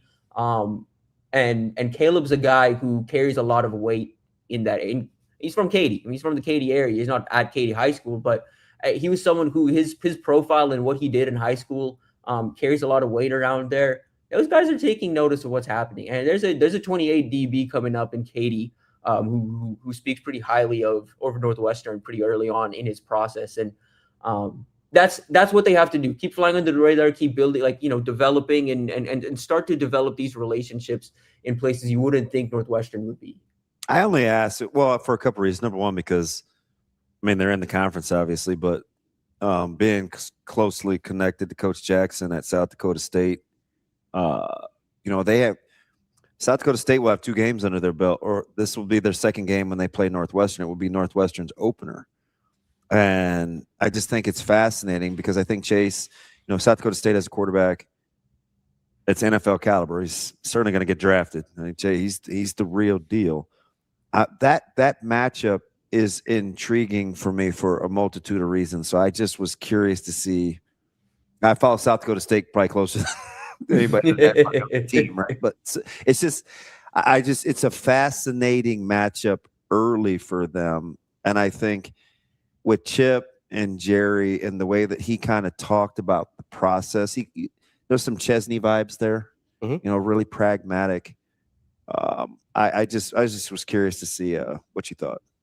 Yeah, it was good to get around, but he definitely flew under the radar, especially compared to, Whittingham and Signetti really kind of commanded the room yesterday, I thought, and just in terms of the media attention, everyone was there for them. Rule obviously had the Nebraska media contingent out there too. Obviously I felt like the attention on Rule wasn't like it used to be, or in years past. It's not a bad thing at all. I think it goes along with what this offseason has been and all of that. But no, the Northwestern, you wouldn't even know, I don't think, that they were there. It was him and Locke, the 2 head coaches that they kind of slid in and out of the room pretty easily.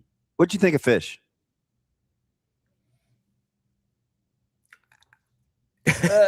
Yeah, I don't know. I don't know. I kind of agree. He's a little strange. It's a tough read. He comes off a little strange. That's my read, and I still don't know if he's long for that job, and that's I didn't get that indication yesterday. he's still like, that he's long for the job. I think he's excited about the team he has, excited about the pieces they got.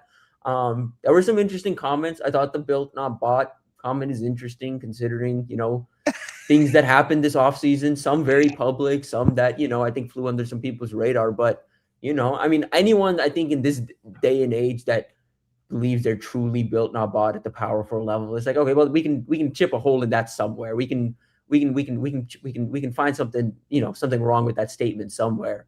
I don't think you can make that statement when the DeMond Williams situation played out as publicly as it did.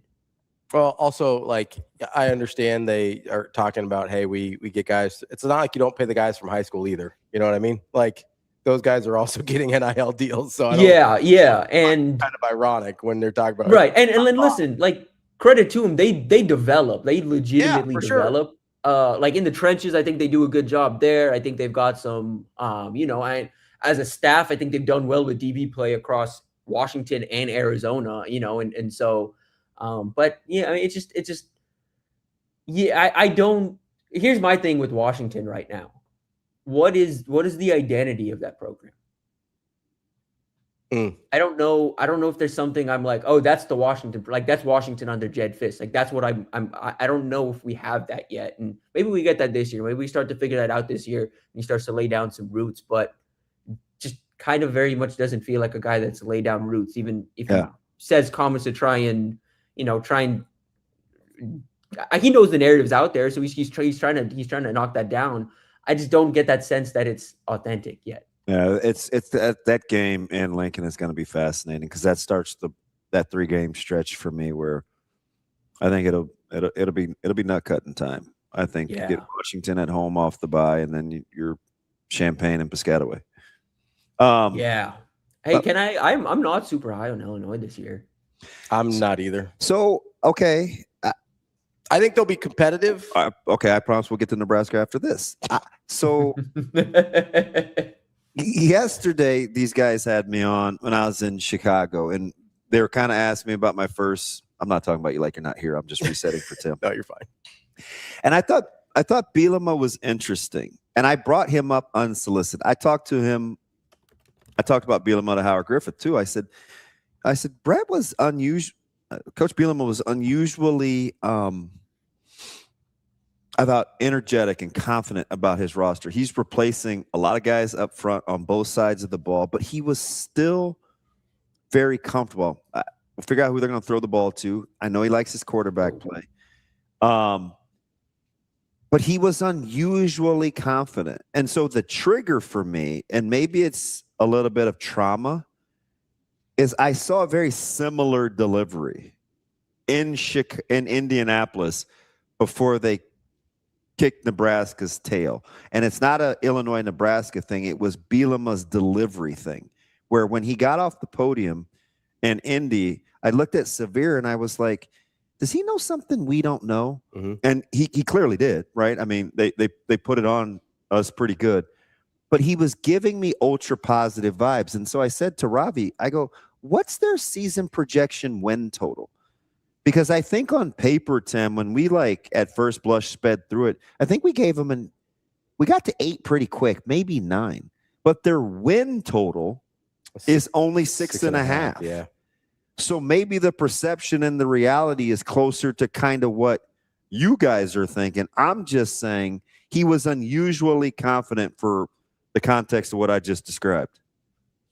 It's a roster that, at least again on paper, doesn't blow you away with what they have to replace. I always have a concern when you have to replace as much as they have to on both sides of the line, and it doesn't feel like there's I don't know how many guys I'm pointing at that I'm like, oh, I love that guy based on what we've seen so far on him.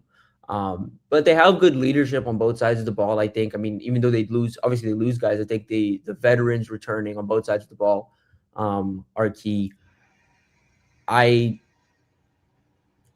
It's going to be on coaching. They're going to be tough. I mean, they're always going to be physical. Someone mentioned it too. Like the Walters defense, very interested to see what that looks like. They're going to be very competitive, I think, on the defensive side of the ball, just off the strength of that. I think my question stems from I don't know if they got the quarterback right, and I don't know if that's just me not loving Caden Hauser as a quarterback and his general play style, but he might be a fit for what Illinois wants because we know what they're looking for from a quarterback position is a little different, and they've shown they can survive with less than stellar QB play, and I think they're going to get at least on par. Like I think they're going to get I would say average quarterback play from Caden Hauser, I think is the bar I have set right now. He's such a good coach. He always gets my radar pinging when he has that kind of delivery. But then I am like, well, why is their season win total so low? Vegas typically isn't in the habit of giving away money by a couple of games. Mm-hmm. Right? Because they're a team that can we fairly say I think they're going to be competitive. I think all those games are going to be close, but I think from a pure the top of the conference type matchups, the head-to-head type matchups, I don't know. I don't even know if we can say this really yet. Again, it's totally kind of on paper projection for me, but I don't know if it's going to take a heck of a coaching job for them to outplay the 6.5 projection just off of what we know about that roster to this point. Yeah. I just sit here and I go, okay, the last couple of years, their superpower was experience and continuity, and they lost both of those things. Well, they had a 3-year starter, so that was huge. Yeah, I just imagine that's a step back. And listen, Bielema was a great coach, so I think they're going to be a certain level. There's a certain floor that they have now that they didn't used to, which is significantly higher. 100%, which is why 6.5 is a fair place to start. I just look at it and go, those close games that they were able to prevail in pretty consistently over the last couple of years, I think when you don't have the experience and the continuity, those are the games that might flip the other way. Did you like Coach Fitz's juice? I couldn't tell, and maybe it was both, whether he was just happy to be back coaching or it was Michigan State, but he was very animate, and I felt like his message was clear. We can win at Michigan State. They've done great things. This is a great place to be. He was very cheerleader's not the right word, but he was pro MSU. We know we like the staff that he put together. You think for them it's just simply a matter of time? Might be. I'm in wait and see mode with that. How did he come off to you, first of all? Came off confident. I thought he came off as someone who I think more I don't know if it's a confidence in the roster. I think it's more so just a confidence in being back where he's comfortable. He's coaching again. He's leading a program. And I think for him, this is it's a I wouldn't say a full circle moment necessarily, but it's a moment. And he knows where things were at a couple of years ago. And I was talking to somebody yesterday. It's kind of wild. He's been out of the league for 3 years. That it doesn't feel like it's been 3 years.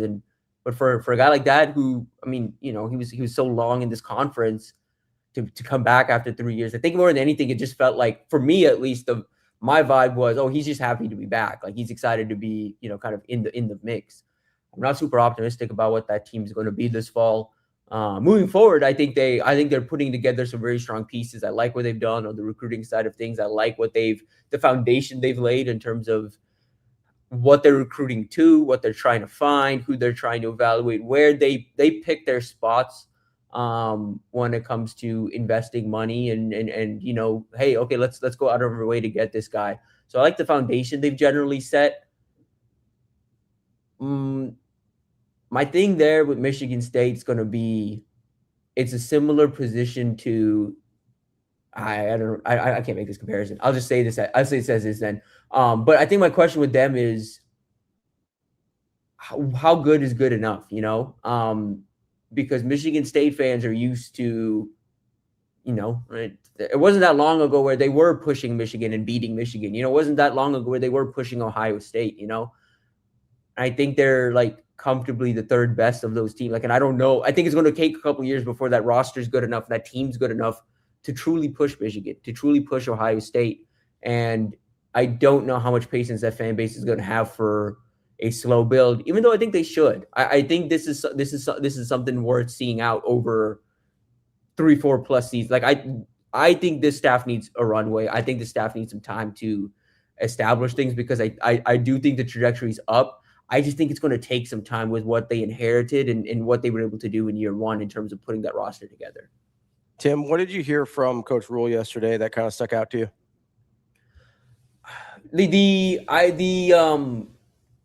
It matched a lot of just what we've heard behind the scenes in terms of, I thought it was really encouraging to hear. Again, did you notice he's talked in years past and even months past about player-led culture, and I never outright said it, when he's talked. I mean, he's outright said, he's like, a good culture when you have players leading it, and he never outright talked about player-led culture. At least, I don't. Maybe he said it on the BTN. Maybe he said it, and I missed it. I don't think he ever outright said it, but he talked about players leading the culture anecdotally, and we heard it from Justin Evans, we heard it from Andrew Marshall, I think we heard it from Luke as well. It feels like this roster, the leaders on the offensive and defensive side of the ball have very much taken development and this commitment to being turning things around and fighting through for fourth quarter seriously. There was an emphasis from Rule, and I think all those guys of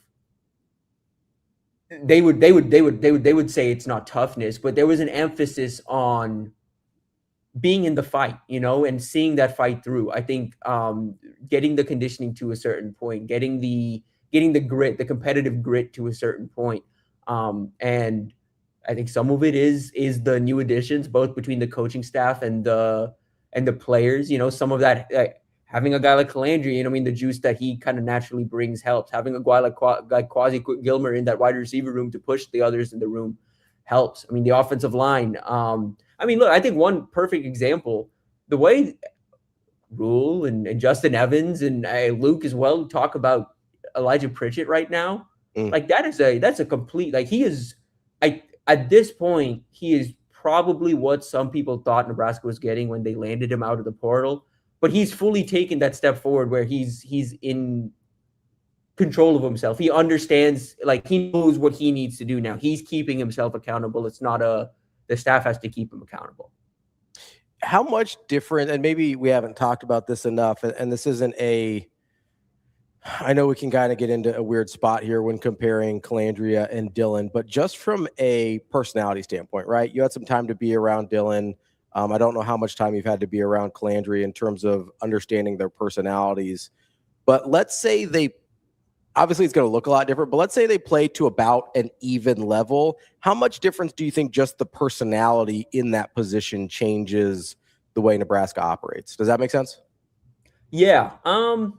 That's going to be something for me, wait and see, because I think right now things are like, I think he's gelled very well. I think for him, coming from like he's a 3-star quarterback from Florida, was never super big, was never super touted on the recruiting circuit. Landed at Virginia, obviously, had powerful interest in all of that. But I think there's been a natural chip that he's had to overcome with the confidence he plays with and the confidence he approaches things with. He's got a natural kind of swagger to him.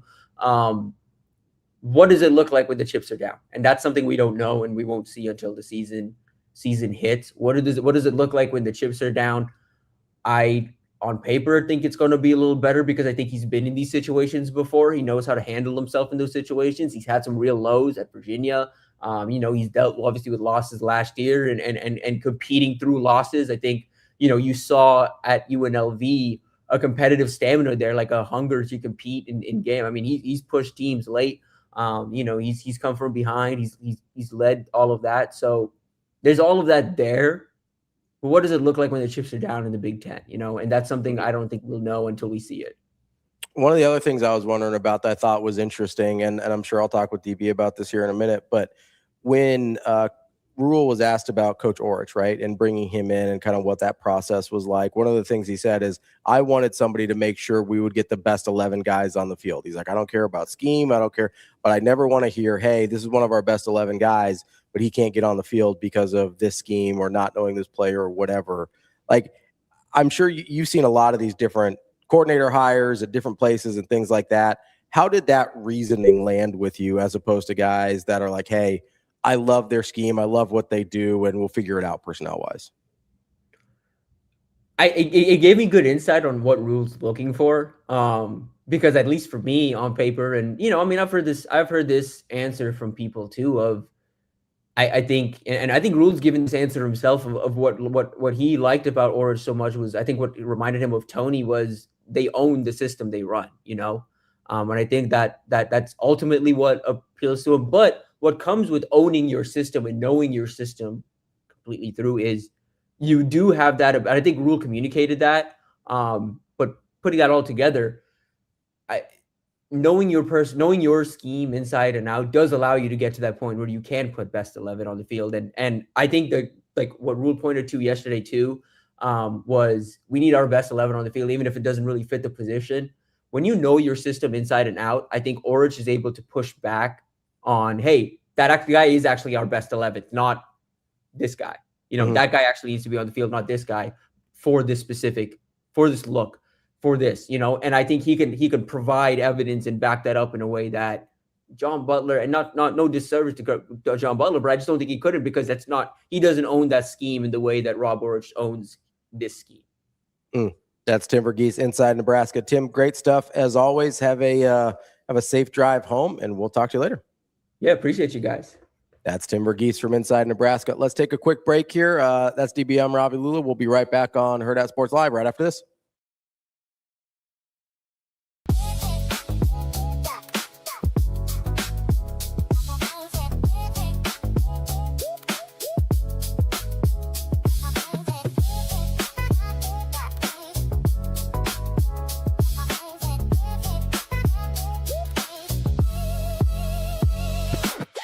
I would say just learning from guys like Jamal said and Emmanuel quickly, older guys like Scotty Barnes.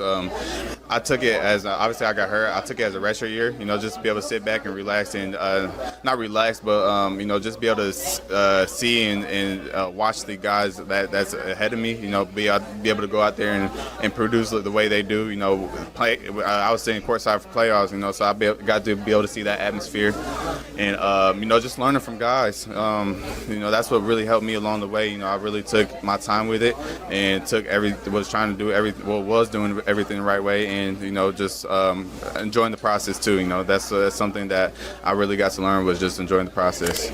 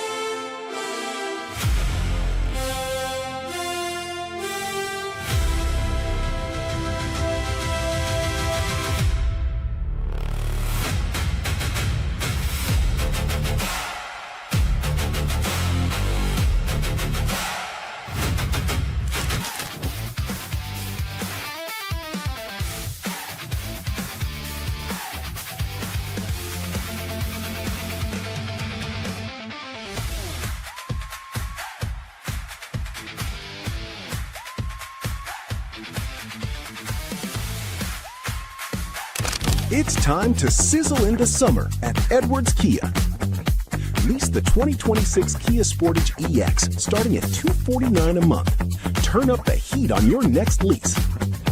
This July, the savings are as hot as the season. We've also got the 2027 Kia Telluride S starting at $449 a month. Don't wait. Sizzle into summer this July at Edwards Kia.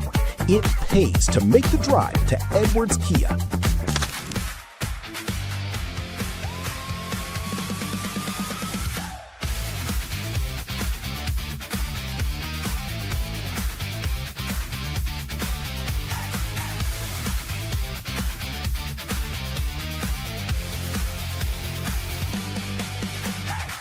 Everyone's talking about peptides. You are doing it right. At NextGen Male Medical Clinic, peptide treatments are clinician guided, tailored to your goals, monitored for safety. Call today or visit nextgenmmc.com.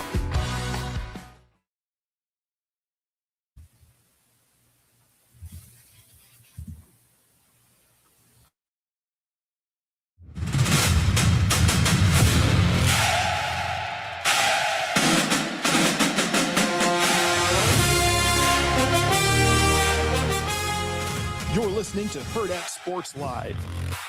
Well, I think that success, that Fred has had, that Amy's had, that Rhonda's had, that so many of our sports have had, it's just what Nebraska's about. Like I said earlier, we have the best facilities in college sports. A commitment to nutrition unlike any other, a commitment to the strength program that goes back to Coach Epley, but all the way through now. And so you're seeing the things that Troy has implemented since he's been the athletic director start to take fruit on the field. And I look at Fred with tremendous respect, inspiration. Before he went to the Sweet 16 last year, it wasn't the year he wanted, and it didn't end the way he wanted it to do. But Fred just kept coming to work, and his players kept working. And so for us, we have to be better in November. We've gotten off to good starts, but champions are made in those winning moments, in the cold, on the road, late in the season. Those are championship moments, and for us, we have to excel in those. So it's me, it's our staff. I love our coaches, and it's our players. And you have to have players that want to be in those moments, that want, they want the hat on their head when it matters. And I think we have those guys. And some people can snap their fingers and it happens overnight. We're builders. We've had to build, and we love doing it. And that's why I talk about these guys. Like, it's not me who's the builder. It's Luke. It's Justin Evans. It's Cam Lenhart. It's all these guys on our team that have weathered the storm, stayed here throughout, and we understand the expectation. That's why we came to Nebraska.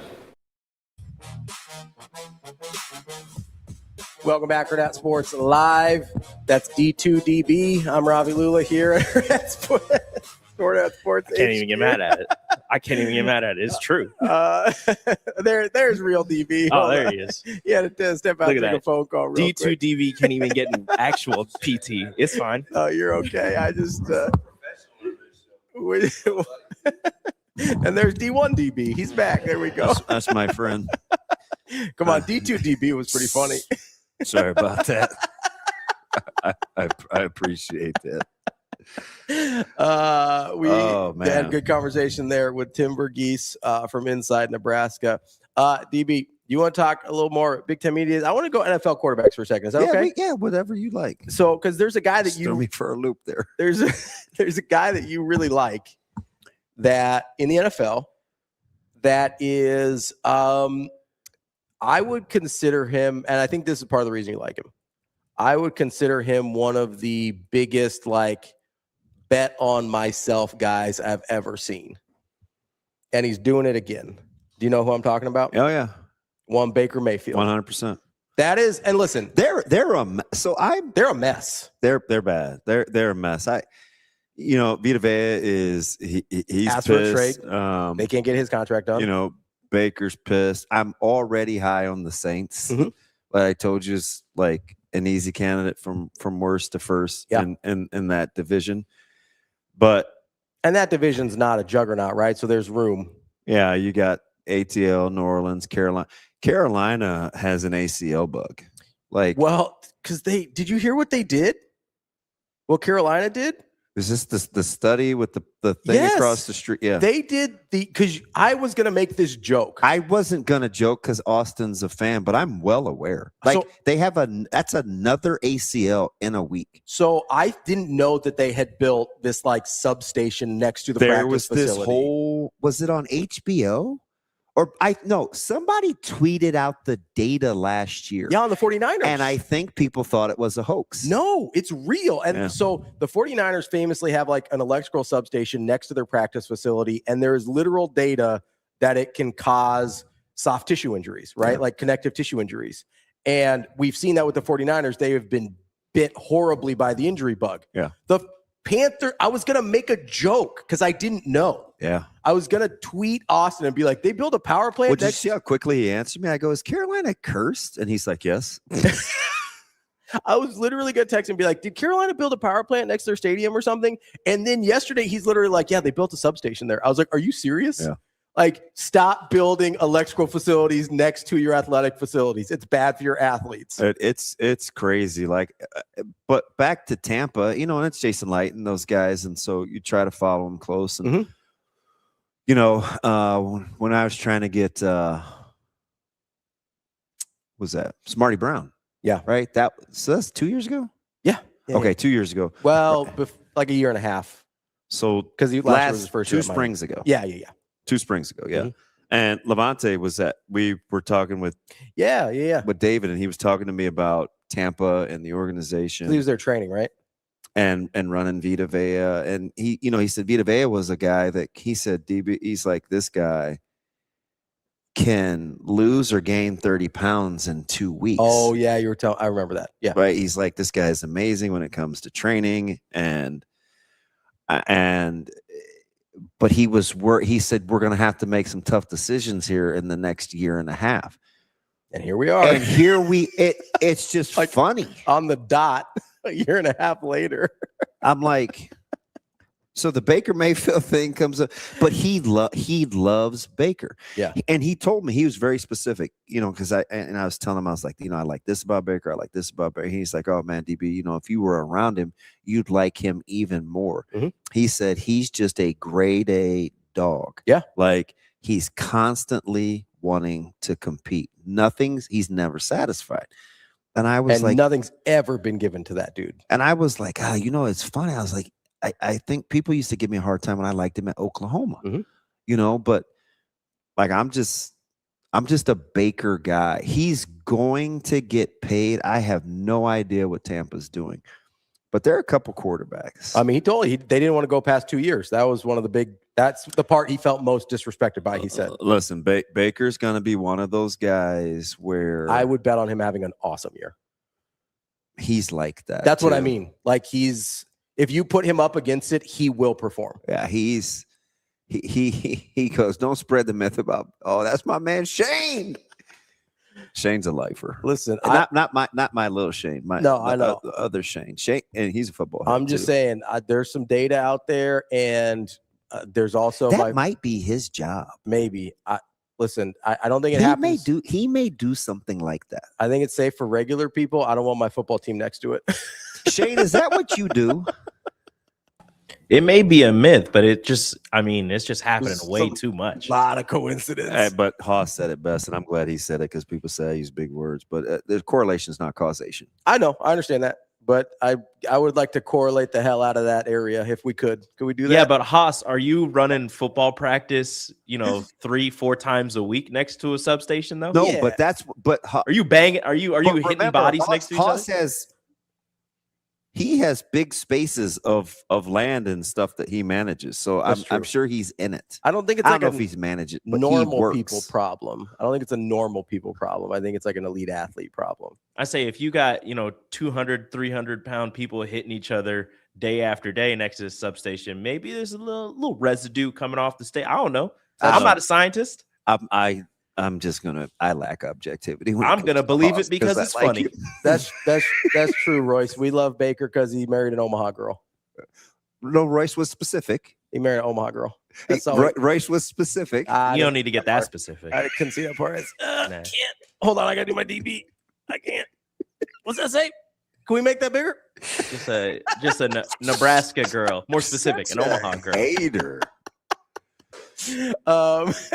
Wow. No, I whatever issues I have with because you are a bigger Baker fan than I am, I think that's fair. You're a bigger Baker fan than most people. I think. I'm a huge Baker fan. Whatever either holdups or concerns I have about his actual play, I immensely respect the fact that dude bets on himself.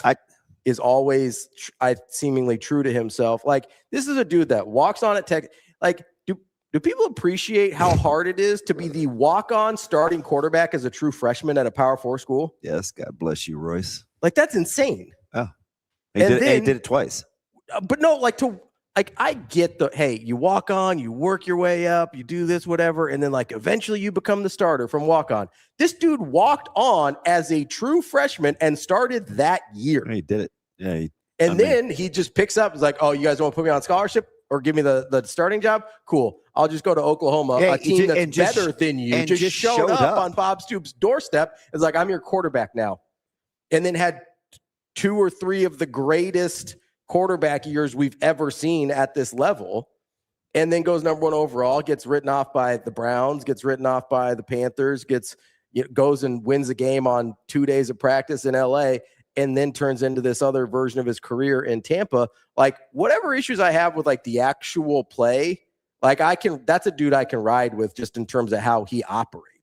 You know what I mean? Yeah, he's the guy that I said what quarterbacks should start doing is like those NBA deals where you do the 2-3 year contracts just with huge money. Yeah, and get the guaranteed money. Yeah, and keep it moving. Right. I think it would help the organizations, and it's clearly going to help the quarterbacks because they want the guaranteed money. What's a number you think that he and the organization could both, because he was clearly upset about the 2 years. So you got to go at least 3, right? In his mind, to not feel disrespected. Like, where at that point are you like, okay, that's a place we can all land and be happy? You think he could take the option? To a player, like a player or a mutual? The player option? I bet he would do a player option because then it's on him. It's not guaranteed unless he picks it up, but I don't know. 2 and a player option I think would work. So you know what's. You think he'd do 40 a year, or does he need 50? Hang on. Sorry. Go ahead. People say a lot of disingenuous things, so I'm just going to correct this and move on. Nobody in this room, so maybe you mean other people at Hurrdat, Homer, would tell you that 6-6 is progress without seeing it. So now if you started 0-6 and then won 6 in a row to end the season, I may try to convince you that that's progress, but don't just lie with blanket statements to be funny, right? Like, I put up with you because you're harmless, but let's not just all and out lie. That's the reason I'm upset. You took my spot. I was gonna have a field day. Nah, like, you can't give like that. Like, that's just not that smart. Like, I'm not gonna breathe life into that. Yeah. But anyway, like, for Burrow, this was just on Get Up the other day, right? It's like, if I'm Burrow, and I actually think he's my pick for MVP. I think. Me, I love Joe Burrow. They bring back all 11 starters on offense. They completely revamped that defense. I think Cincinnati wins the division. I hope I'm wrong, but if they don't get there, let's say Cincinnati kind of they flub it up, can't get stops, whatever. He gets hurt, they can't protect him. Like, it's only about a $23-24 million difference next year to keep or get rid of Joe Burrow. So Cincinnati would do everything they could to keep him. But if I'm Burrow and I don't get what I want out of this year. Yeah, if you're still running for your life, I'm taking that option. I'm going to get paid. Go get paid and go get somewhere you might actually be able to. So I don't know. I don't know why more quarterbacks wouldn't do that though. Is make it more basketball-y. I think that look at Stafford. Difference, I would imagine the difference is the guaranteed money, especially over long term, is more important to football players because of the nature of the sport. Yeah. Basketball, I understand, but it will shift until now. NFL's trying now. You are seeing. Look at what Jalen Carter just got paid, and it's all guaranteed. Yeah. All right, let me see the numbers on Jalen Carter's contract. And I think it's a 4-year deal. 4-year, 152 is what it looks like. It says why wouldn't you do those? If you can, it's not all guaranteed. I think it's 106. Yeah, I was going to say 3/4. Yeah, which is especially for a defensive lineman, that's a lot. Usually the quarterback. It's incredible. Yeah, usually that's a quarterback percentage of guaranteed money. So why wouldn't more people do that? I think especially in football. I think a lot of the thinking is you want the longer term security. But the NFL is now, with these contracts, seem more willing to cough up some guaranteed Skrilla. Well, yeah, especially if you're going to give up years on the back end. Why not? I think people are okay with it. Listen, if I get the same amount guaranteed, I'd rather take it over 3 versus 5, right? If I'm a player. Yeah. I don't care what the big, sexy headline number is. I'd rather take $4 or $5 more million a year on a 2-year than stretch me 13 over a 5. Like if I'm Joe Burrow, I'm always going to I'm probably almost always going to take more money now. I get the headline for Joe Burrow says 275, but he got like 150 on signing. Like that to me is more appealing than the extra 125 on the back end that half the time they don't see anyway. 100%. Let's take a quick break here. We got Mike Sautter coming up from Hurrdat Sports and NebPreps. Gonzalez is going to get paid too as a corner in New England. I just did, I think. Did he sign it? I don't know if he signed it. Yeah, I think he's going to be the most. I'll say I think it's the highest paid corner of all time. Yeah, is I believe. We'll be right back. More Hurrdat Sports Live right after this.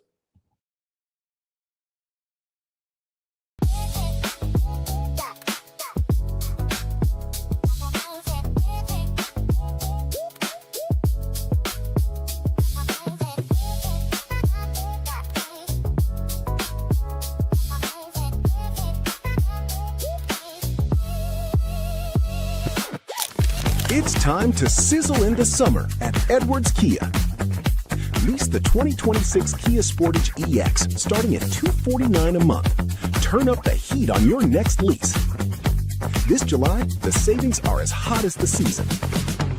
We've also got the 2027 Kia Telluride S starting at $449 a month. Don't wait. Sizzle into summer this July at Edwards Kia. It pays to make the drive to Edwards Kia.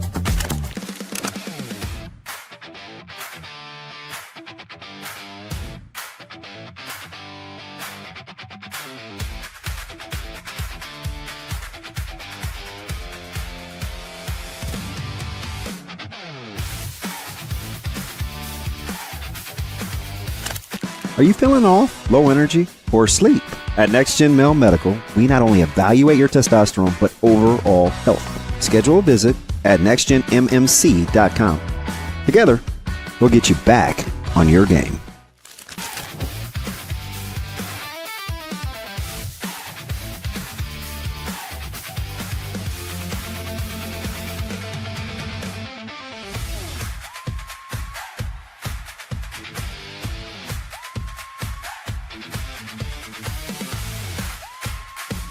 This shouldn't surprise anyone, but Harper Murray, Bergen Riley, and Andy Jackson were all named to the AVCA Player of the Year watch list. They're 3 of the 30 on this list, and it got me wondering, when was the last time a Husker won that award? And that would be Sarah Pavin back in 2006, and then Christina Hoteling in 2005. Honestly, that was pretty surprising to me that you have to go back 20 years for a winner from Nebraska, but maybe this year that can change. Olivia Babcock won it in 2024 and 2025, and Sarah Franklin took home the honor in 2023. Is this the year a Husker takes home the AVCA Player of the Year award?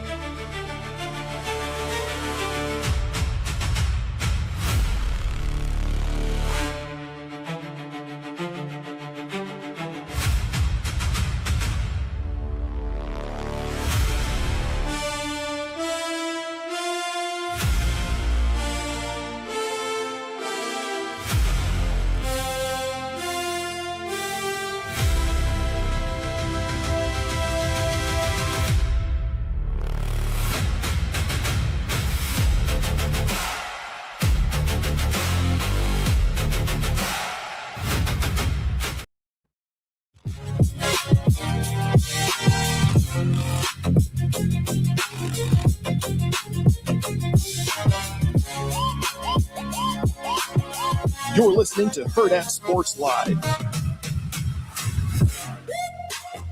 Welcome back, Hurrdat Sports Live, presented by NextGen Male Medical. That's DBM Ravi Lulla here at Hurrdat Sports HQ. We are joined now by Mike Sautter from Hurrdat Sports and NebPreps. Mike, what's going on, buddy? How we doing? I'm doing good. Baker Mayfield's brother-in-law, Sammy Wilkinson, if you remember, he hit 2 of the biggest free throws in Omaha Westside basketball history against Omaha Benson in 2014. When They beat Benson and Kyrie Thomas in overtime in the state semifinals. Yeah. Michael Herman went. Shout out Kendra. Yeah. Michael Herman was, remember him at Westside, transferred from Papio South. He had like maybe 20 free throws that game, I remember. So What did you say? He said it was a lot. Sautter. That was the baseball pass. Remember that? Like the game that had the baseball pass from like the baseline. I forget who threw it. No, Jake Myers threw it. The baseball player. So he threw it, and I forget who caught that corner three. He said, "Duh." Yeah, I'm talking to myself right now. How are you recovering from last weekend, man? There was a lot of videos of you getting dehydrated. Yeah, I feel great. I feel great. Feel great, man. My time on a kayak in Okoboji is always a good time by myself, and I hope the people that I guess I randomly choose to send videos of me. When you get an again from me, like I'm impressed. That thing wet. It was, I mean, what are you gonna? It was every day, right? And it was 100 degrees outside. So I was like, again? He's like, bro, I'm here till Tuesday. I was like, no, I thought it was like a weekend thing, and then they just kept coming. I was like, oh my god, are you gonna survive? Me too. Like I did not have any idea you were gonna be there that long. I thought it was like a Friday, Saturday deal, and it just kept happening. That fridge was full. Had to be. Well, it was empty. I was gonna say how many restocks you have to go through, man. None. No, I'm let's see. I bought the big thing, like 36 pack or whatever from Costco, and that was gone on Monday afternoon.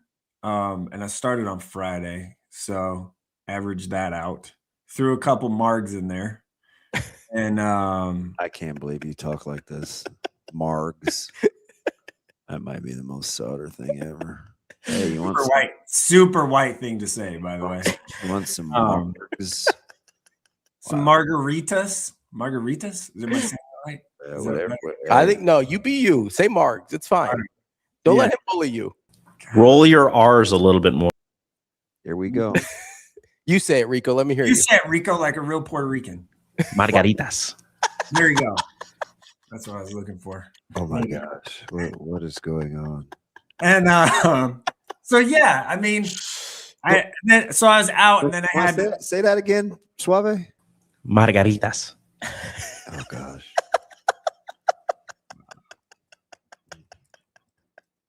Okay. Margaritas. Why is so soft-spoken?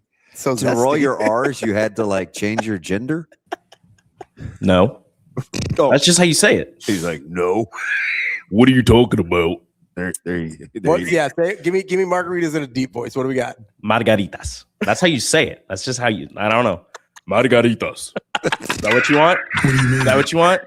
Yes, that's what I want. You want to be an old flabby man on the beach with his chest hair and his gold chain? Margaritas. Dame más margaritas, por favor. Margaritas. There. Margaritas. Yeah, okay. All right. Gonna read a yawn up out of here. So how's the Camp Confidential schedule coming, Jerome? The Camp Confidential schedule is completed. Believe it or not, I had a couple coaches that just didn't respond to me for it. So I had a minor adjustment that I had to make because I got the dates got confused on the times, and because some schools can they have a half day of school the first day, and then they practice at 1:30 or whatever. So I had a couple of 8-man schools I wanted to hit, and I'm not going to be able to get to both of them. But I'm pivoted, and I'm gonna go see a C1 school that should make a run maybe this year. Who is that? Pierce. Oh yeah, I can see that. Back in Blue Jays, back to restoring order. Yeah, maybe. I mean, Tyler Legate is the head football coach now, and he's the guy to cheer for me anyway. He's awesome. Like he is an encyclopedia of like history knowledge when it comes to football and wrestling. Obviously, like those are two things, but it is a lot. Like he is just, man. If I have some random question that I can't find or think of, or I'm thinking of something, I just call him and ask. So, but yeah, Camp Confidential schedule's set in stone, done. Austin and Anna Bellinghausen are going to do some volleyball and some softball, and Austin's going to do some stuff with me for football like we did last year. And I think total football we're at 24 in 21 days that I'm going to hit. So practice. So that's pretty good, I think. Who are you opening with?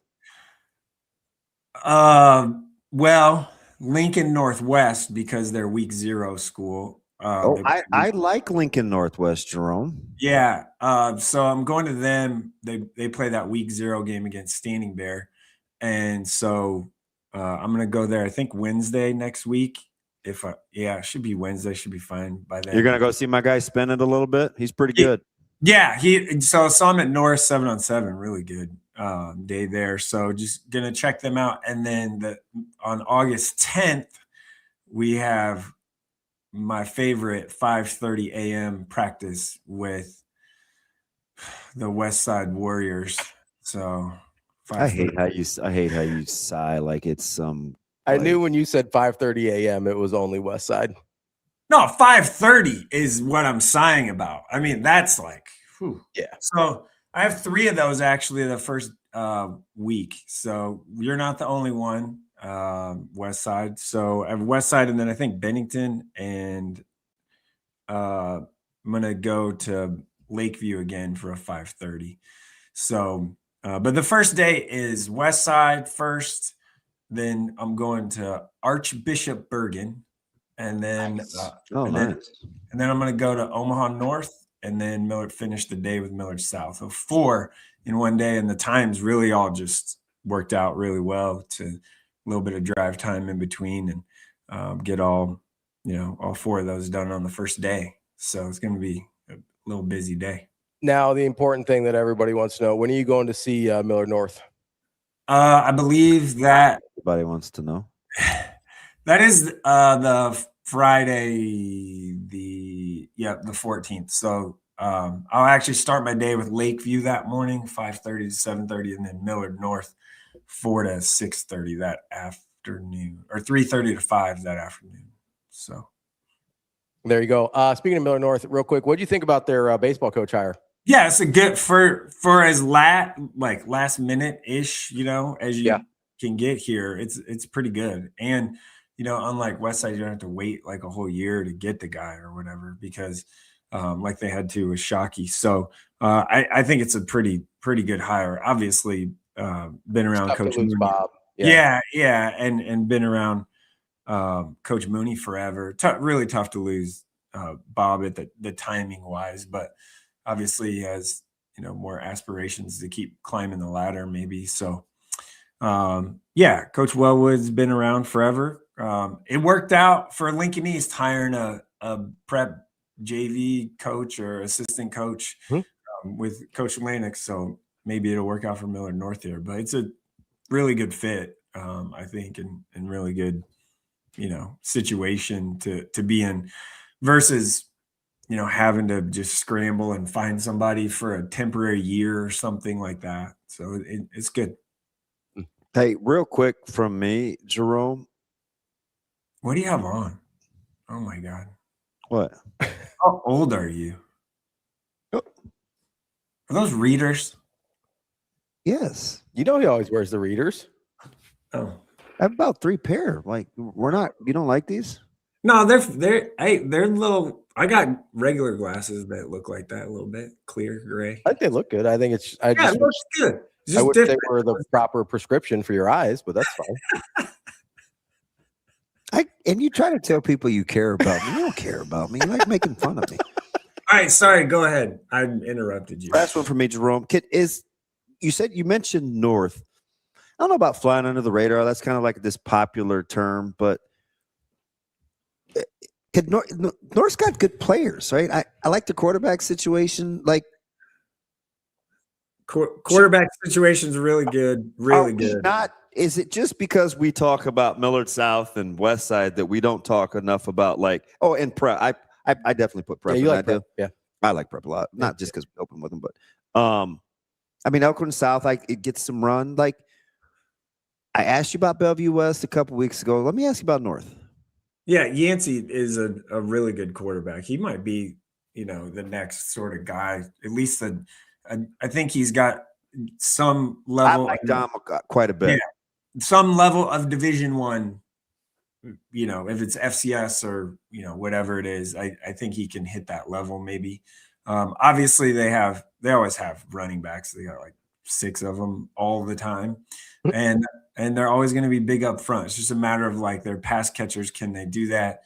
From what I saw, 7-on-7 wise, you don't have Darian Jones was pretty good, pretty big loss. He'll be traveling for Iowa this year. I mean, like he's gonna be special. So how do you kind of replace that? Because he was their go-to receiver too last year. So, and keeping it together, right? Like there's just a couple of 7-on-7 things I went to with them. There's just a lot of extra, which Coach Martin will likely get that reined in because he's that guy. So I think they have a chance to be pretty good and pretty not special, but pretty good, and be really scary. So, I'll wait to give my overall thoughts on, West Side and Millard South after seeing them actually, practice with linemen, because I haven't really locked in on all that yet. So I'll wait to give my observations, if you will, on those two that everyone, is anointing at this point, which I think rightfully so. But so I'll wait to give all that. But I do know this, like Millard South defensively, backing up what they did last year is going to be nearly impossible. So that'll be hard to do. And then I do believe Westside got a little better, a little older, a little more mature, particularly up front. So I think that's what we're just skipping over is like linemen matter, and we'll see, what it looks like. So I need to see them before I'm like, oh yeah, they're better or not. But I do think that people are not people that follow it every day. I think people outside of it are just anointing Millard South at this point. But I throw a little caution there, just because I do believe Westside, just with the names of the linemen, without seeing them again in person yet, I think that really matters. Mike, I'll let you go on this. What team, I know you mentioned Millard South and Westside, so I'll take them out of it. What team are you most looking forward to seeing in your camp confidentials, just from a pure interest standpoint? Millard North. I guess I've seen Millard North quite a bit. So. Well, you got to see them with their bigs. Yeah, that's true too. Let's see. I mean, they're in that top 4 discussion. I hope so. I think they should be.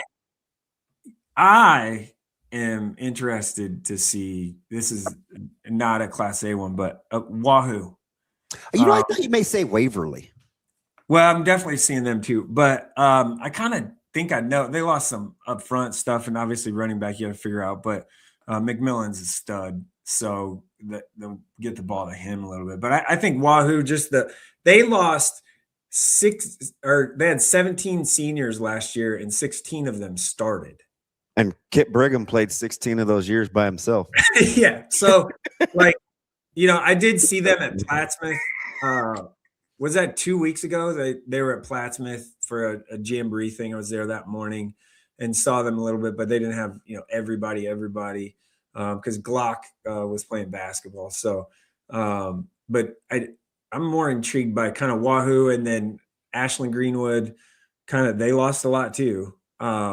So kind of that C1 level a little bit. And then Class B is kind of a little wide open with Bennington and Elkhorn North out of there. So you have, Waverly and I don't know, Gretna East and Waverly look pretty good to me. Yeah, but I'm talking after that, it's kind of like who's, Scott may be landing for as much as Scott may be the Michigan of the national landscape. For as much as a Scott really good state championship winning. Nobody really talking about him. Nobody really. And Wyatt Liebentritt is really, really good, and he doesn't get talked about enough at all. He's sensational. So you don't have to sell me at all on Liebentritt. He is the real flipping deal. But for as much, Scott is giving me those Michigan vibes where it's a really good football team that's kind of flying under the radar.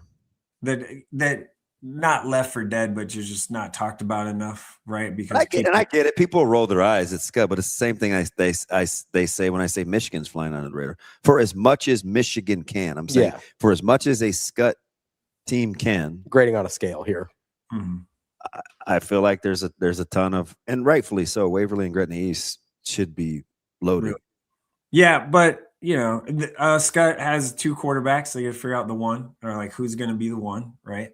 So we'll see. I'm going there the second week or a little later, so they might have it figured out by then. So that schedule is so condensed now without North and Bennington. Yeah, and B, that's what I mean. It's kind of like who's gonna be like the semifinal, like who's gonna be that team that's generally in the semis or quarters and stuff. And maybe it's Gretna. They're gonna be really young too. The twin freshmen, they're gonna be pretty good athletes, and we'll be talking about a lot about them. That is Mike Sautter, Hurrdat Sports, NebPreps. Mike, appreciate the time as always. And like I said, I hope you get some coconut water in your system, maybe some Gatorade. Like, just get that rehydration going. I think you might still be a little depleted. No, I'm ready. I'm ready to go. Your skin looks good. I think you might be okay. Yeah, I got a little sun, so I'm a little. You can't say I look good. I'm just like you say thank you. You just say thank you, DB. Hey, I appreciate that. That's nice of you. DB, what? Thank you. I got a little sun, so my complexion is a little closer to yours. A very little closer. Very little. I knew better than to give a compliment. Mike, we'll talk to you later, buddy. Have a good one. Yeah, bye. That's Mike Sautter for Hurrdat Sports and NebPreps. Take a quick break here. We're going to talk to Avarie Howard here in just a few minutes. She was out in Chicago with DB, and maybe we'll get her version of the travel stories that happened. Just see if we can. They should be very similar. See if we corroborate the Sour Patch boss, Sasha Durkin. Sour Patch. Wait, can I get the real quick rationale on that again? Is because it starts out like it's okay, and then you get down to it. Yeah, it's like the commercials, right? It's like sometimes they're sour, sometimes they're sweet. Yeah, it's like sour, sweet, gone. Like that's what they say about it. Please. All right. Oh, Sour Patch. She's more nice. She's more sweet than she is sour. Yeah, that's why she's Sour Patch boss, not a Warhead boss, right? Like, yeah. Oh, she was a Warhead boss. Be out of here. I've had a Warhead boss. You had those before. There were some Warhead tendencies yesterday. Aren't those the exploding ones like me? No, those are the like super sour ones. Sour. Oh, yeah. All right. We'll be right back. More Hurrdat Sports Live.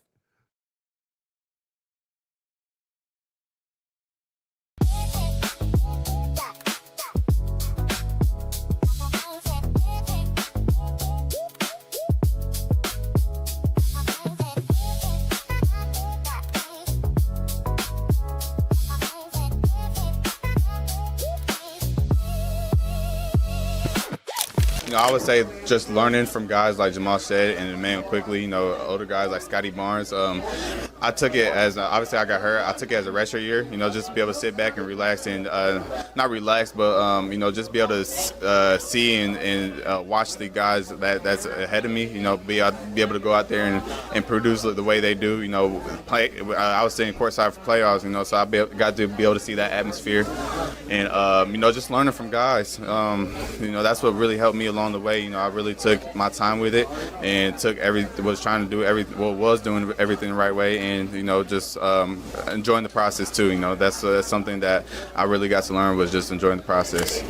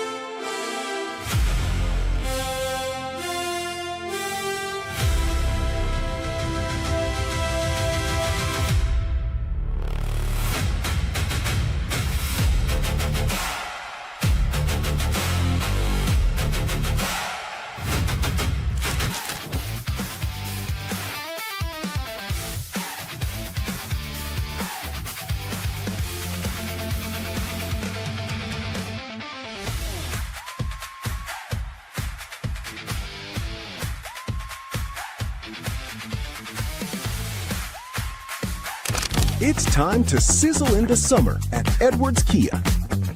Lease the 2026 Kia Sportage EX starting at $249 a month. Turn up the heat on your next lease. This July, the savings are as hot as the season. We've also got the 2027 Kia Telluride S starting at $449 a month. Don't wait. Sizzle into summer this July at Edwards Kia. It pays to make the drive to Edwards Kia.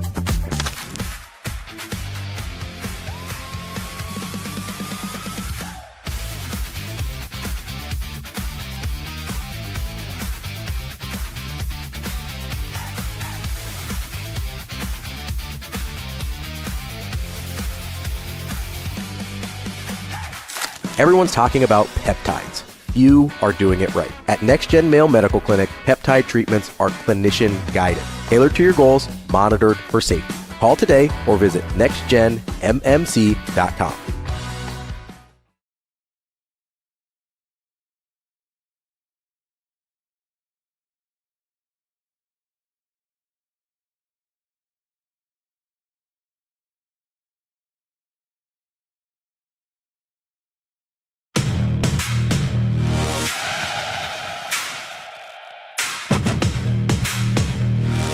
You're listening to Hurrdat Sports Live. I think sometimes, like, we always think like, hey, we got to, we have to change something. Like, to me, like, you win in November by being the better football team, and so, like 2 years ago, we beat Wisconsin for the first time in 12 years in November, like, to be bowl eligible. And on that day, we were just the better football team. So to me, like, we look at everything, right? Like, the sports science guys come in, the strength coaches come in, everyone now has Claude, so they all have 1,000 theories, and which is great. So it's like, we're looking at all this data, like, how can we do things better? But at the end of the day, like, the game still comes down to, like, who blocks, who tackles, and, like, I believe that players win games. And I think, I think we're third in the Big Ten in terms of experience. Last year, we were one of the youngest teams in the Big Ten. Pat Stewart, our GM, Keith Williams, our director of personnel, they've done an amazing job of retaining our players. Our guys, they could have gone other places, but they wanted to stay. And we brought a bunch of guys in. And so, we'll win in November with our guys up front. We'll win with a great offensive line. We'll win with quarterbacks who make plays, receivers who go take that ball. Like, we'll win with Ja'Cory Barney returning a punt for a touchdown. And so I don't think it's necessarily something different. It's just doing what we do better than we did it before. And I go back to Luke and Justin. They're great examples. Like, they were out there as 19-year-old kids starting for me. Well, now they're 22-year-old men. And they have to go exert their will. And we will do everything we can to help them along the way. Welcome back, Hurrdat Sports Live. That's DB. I'm Ravi, Lulla here at Hurrdat Sports HQ, reminding you, give our friends over at NextGen Male Medical a call, 402-614-9700. Have you made your trip this week? You got to go still. I'm literally just trying to map out this. I was going to give you the rundown. Yeah, you're a little packed today. Until like you should have some 2:30. time after, though. They're open after that. Yeah. It's funny. Like, going out there like 2:30 or 2:45 seems like the end of the day late for me. Well, I mean, we've been up for a while. It also, I'll be honest, you go out like mid-afternoon or later on a Friday, like, they're ready to go. Yeah. Like, they're ready to go. I can tell. It's happened to me once or twice. No, they're terrific. They're like, no, it doesn't have anything to do with the time of the day. It's just you. Okay, that's fine. Give them a call, 402-614-9700. They'll help you out, get you feeling your absolute best, whether it's, whether you want to be active, whether you just want to lose a little weight, you just want to feel a little bit younger. They've got you covered at NextGen Male Medical. I believe we are still waiting on Avery. Do we have her? It looks like she's ready. Avery Howard, Hurrdat Sports. What's up, Ave? How we doing? What's going on? You didn't get enough of DB over the weekend. You had to, or over the last couple of days, you had to come back for some more. Yeah, of course. I was fine. No, you were fine. You're fine. I will say you gave a pretty good play-by-play of our day yesterday. You did miss a couple things. So I'm just gonna. All right, what'd I miss? I thought for sure me running in heels was gonna make the highlight. It's fine. Whatever. That had to be miserable. Like, it actually wasn't terrible. But we had places to be. And then watching DB experience the outfits for Lollapalooza firsthand. if you don't know what people wear to music festivals, I can understand why this was a little bit jarring to DB. And then he did. Is that code for I'm old? No, but like on social media and stuff, like it's just, I don't know, like when people go to Coachella, it's all about the outfits and stuff. So yesterday you were seeing it firsthand and it was entertaining. And then DB did describe the sounds that he was making internally when he smelt bad things. No. He was doing that externally. He would walk by something DB didn't like, and what's the sound you'd make? I was like, okay. It was your fake throat sound, right? Yeah. So like we heard that a lot. So yeah, and then how could people be so like they're just not self-conscious and stuff. I'm like, I know you can smell that. Yeah, it was funny. Yeah. Anyway, and then you had a phone call at the airport that you didn't include. Who was that? It only happened like 12 hours ago. I forget now. Was it? He's a head coach now. Oh, yeah. I forgot about that one. I see. I better get that. Yeah. There's only a couple names that are coming to mind. Yeah. Okay, it was Marvin Jones. Oh yeah, that one. Yeah. I was like, wait, what? Okay. I thought. How many phone calls did you take at the airport? Well, I took that one. Mm-hmm. I took that one because that was a guy that famously told me he wanted to see my liver bleed when he was playing at FSU. And he happened to be in the airport at the same time. He's like, "Where are you at?" And I was like, "Oh, I'm over at gate B1 with your guys." Mm-hmm. You know, because the Tulsa drillers were flying. And so like one of the guys called him and he's like, and he didn't believe me. So then I got the phone and I was just like, we just FaceTimed and we're like talking, having this loud conversation in the airport and he finished the thing too, Avery, because I go, yeah, I said, I remember you were doing that sit down with Bob Costas and, you know, you were talking about the Weebacks. And he said, no, I own those guys. Those weren't the Weebacks. Like he was still the same, like gassed up and intense. Yeah. You know, because he famously told the pre-production broadcast group, you know, how to shut down the Weebacks. And he said, I think I could stop the world from spinning if I wanted to. He was still really intense, a little gray in the beard, but yeah, I mean, he was real close to the camera too. So I was like, hey. The best part is I think you told everyone we were on standby for this flight. We rushed to get to this gate, and the flight before us was like they were getting off the plane, so we had time. But then, mind you, the Oilers walked up. So then DB gets on the phone with Coach Jones as they're on the last boarding call. So I'm about to miss the flight. Anyway. Yeah. So anyway, I think everyone understands how our day went now. But yeah. Did I accurately describe our boss? Yeah.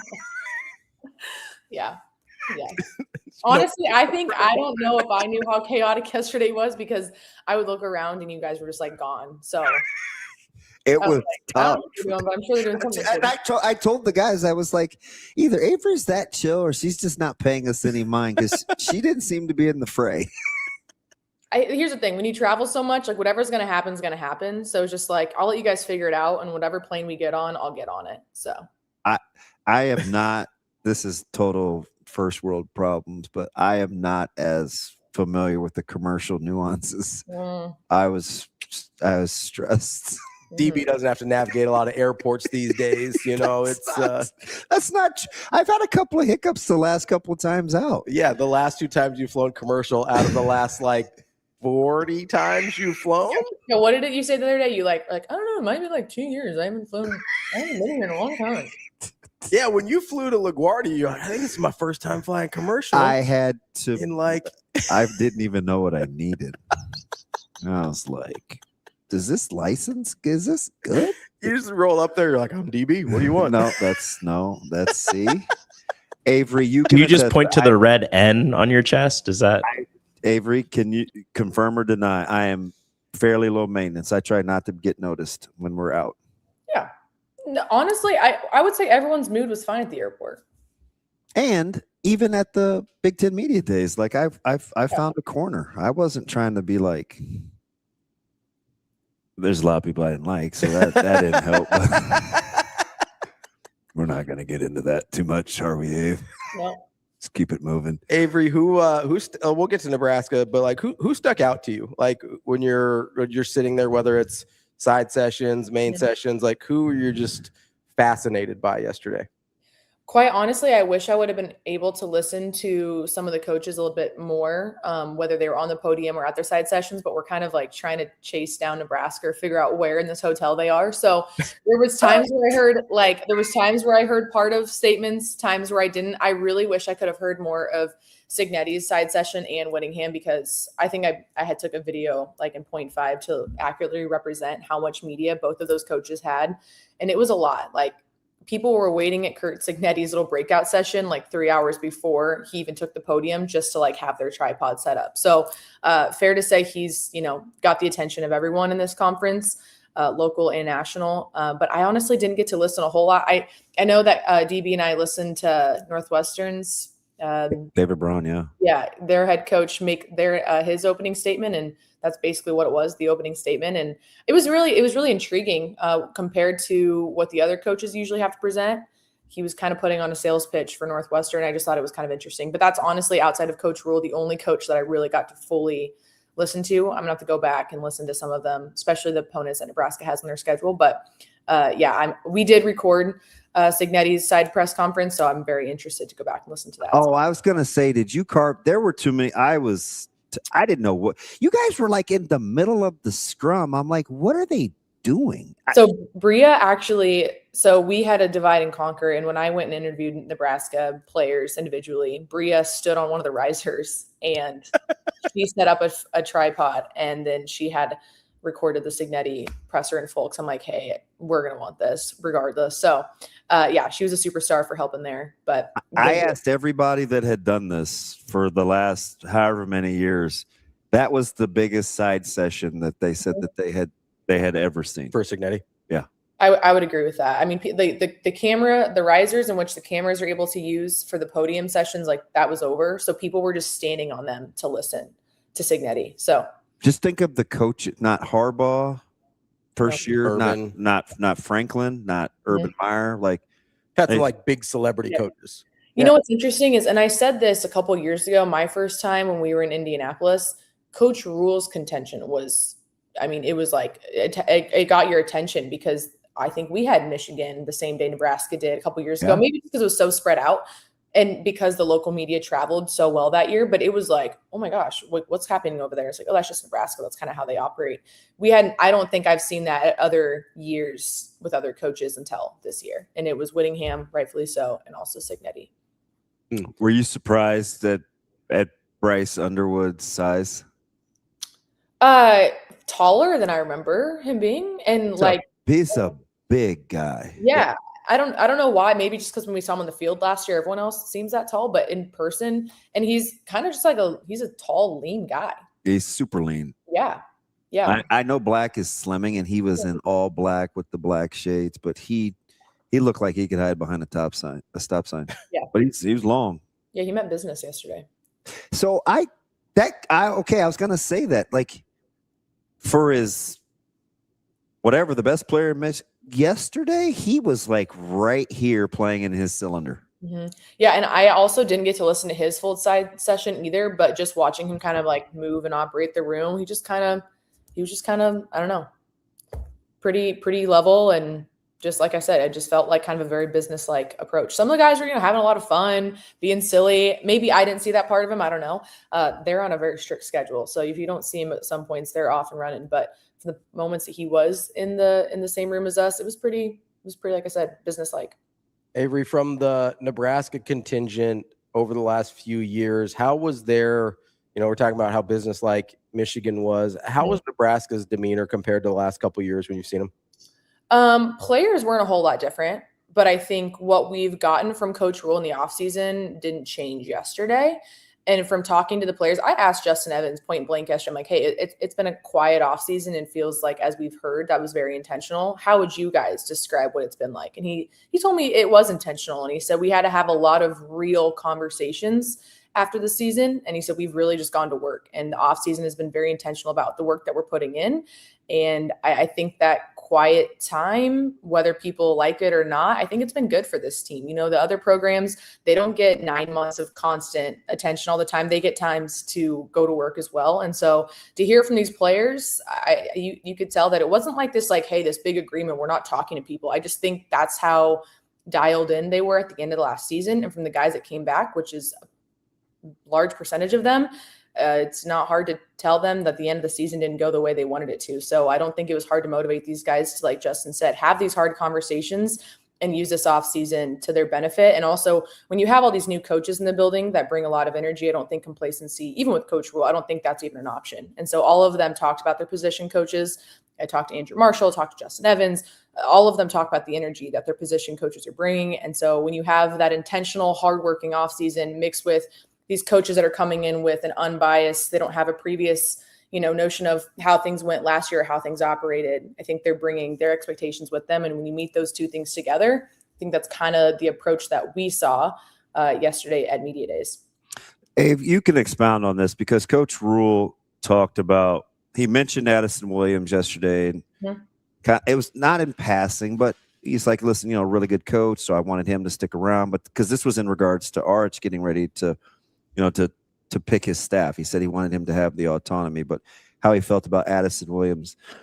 And then you listen to Andrew Marshall talk about when Arch first saw him, when Rob first saw him coming to Nebraska, and how Marshall had developed. Talk a little bit about what Marsh said about kind of the first time coming back around with his DC. Yeah, so I asked him, I said, it's your second year at Nebraska, but it's your first year reuniting with a coach you're familiar with. How's that adjustment been? Because, last year he's coming into a different system where now he's probably being leaned on as a guy to kind of help guys learn a system. And he just said, honestly, Orich saw me and was like, you look a lot different from the last time I saw you when you were in my system or a freshman back at Idaho. And he had a lot of things to say about his play. And so I know that those two, at least from what it sounds like, Marshall's really excited to work underneath him. And he was a huge reason why, like, he was getting people on board for Orich coming to Nebraska. He said he told all the guys when Orich was announced, he's like, you guys are going to love this guy. He's a football fanatic. And from what I've gathered, Marshall loves playing in this system. And the one word he gave me when I asked what this defense can be under him and what Rob brings to the defense is he just said relentless. It's not even as a defense, but he's like, he'll come after you relentlessly. He wants the best from you. That's what he's asking from us. So that's what we want to be as a defense, he said, but that's also what he's demanding of us in practice, and he'll be relentless. Yeah. As well. The practice, the real life thing is, and people don't want to hear, you get these people who are like, talk is tough, just play, and it's like, those are people that haven't had to teach anybody or do anything over time because they don't understand the methodology. Right, because their other option would be like, so what do you not want them to say? Anything? Like they're at the podium, there's a talk like, talk is cheap. Like we've seen the guy go out, and we've seen it happen when people don't talk and they don't give statements. We don't like and then that either. We don't like that either. Then they do talk, and it's like, you guys have clearly never had to bring people along, because I always ask, what are you doing in the meantime while you're trying to win games? And I think it's fascinating that Marsh was like going to bat for Rob, and Rob's probably thinking when he gets there, there's no way this Andrew Marshall is going to be playing for me when he left Idaho. And then you like roll tape and he's like really good. And Rob's like, oh my gosh, like this guy's gotten significantly better. Yeah. You can almost hear to a player though. And I think this is real about this offseason in particular, because I've heard it from guys that come home and eat with the other guys in my house. The one thing I think that they all talk about is the guys running the OTAs and the drills, like being relentless is a good word. Like they just worked. You think that's because of where they had come from, or the new voices in the building, or combination of both? Because if you look at Luke's physique, right? Like 100%. Yep. Or Justin talking about having to match Wade and Teasley's juice in the offseason, right? Like combination of both? Yeah. My mind goes a lot of places here. One, I think that's interesting you brought that up, because Rule mentioned in his side press conference yesterday, have, what is it, the seniors or the fifth year guys come out to Philly? They went to, so cool. And so they're out there for 4 days, 5 days, hanging out with Rule, and is it his family maybe? Yeah. Yep, you've got NFL guys. It's like a 2 or 3 day deal. A couple days they're out there and they're just going through life after like the what's next phase. Yeah. And he said, talking to some of the guys when they were out there, they mentioned the OTAs that the guys of the team back here were running. He's like, oh, I didn't demand that of the leaders on the team or whatever. Like, I didn't know you guys were doing that. So there was some things that had been going on with the team internally when it was just player-led stuff, which I think that's one term we've heard the last few years, but I think that defines player-led. So there's that aspect of it. And so maybe that's why the extra OTAs, the camaraderie that's being built here, but also just if they're getting more work in on their own without, and I think you mentioned this too, after the spring schedule and how they changed it, it actually gives them time to do these kind of things.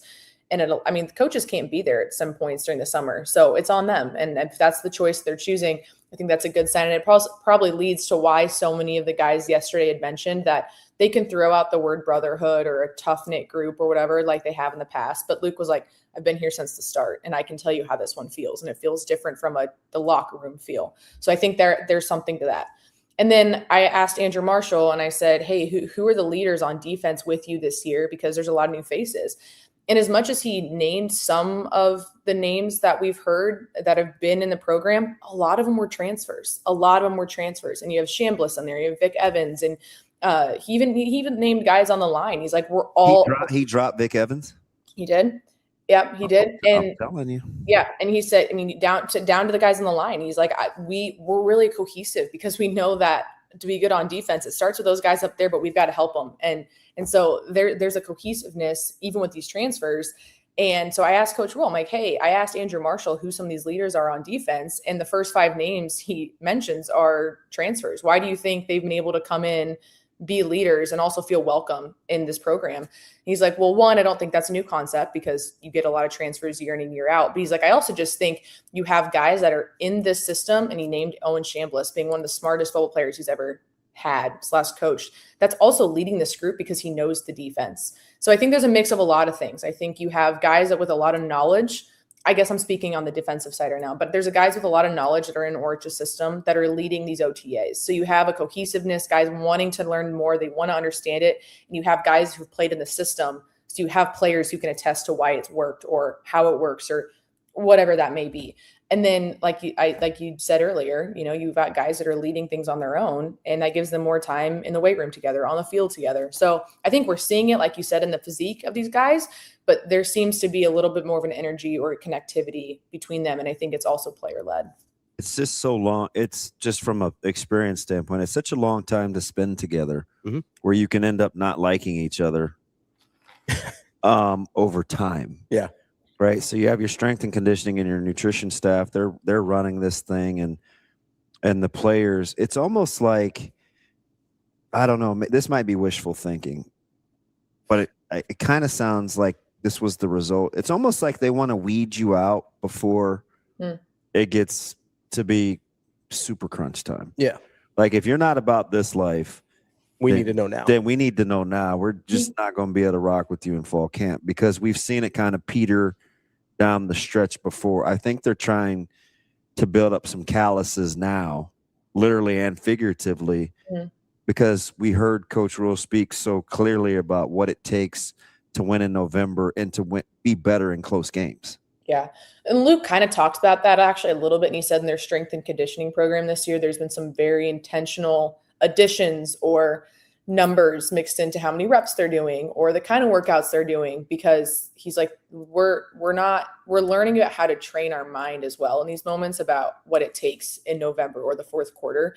And I think that's interesting mix because you hear that, right? So he gave a very specific example. They did 16 reps of leg press of their day. 16 is the amount of games they hope to be playing at the end of the season.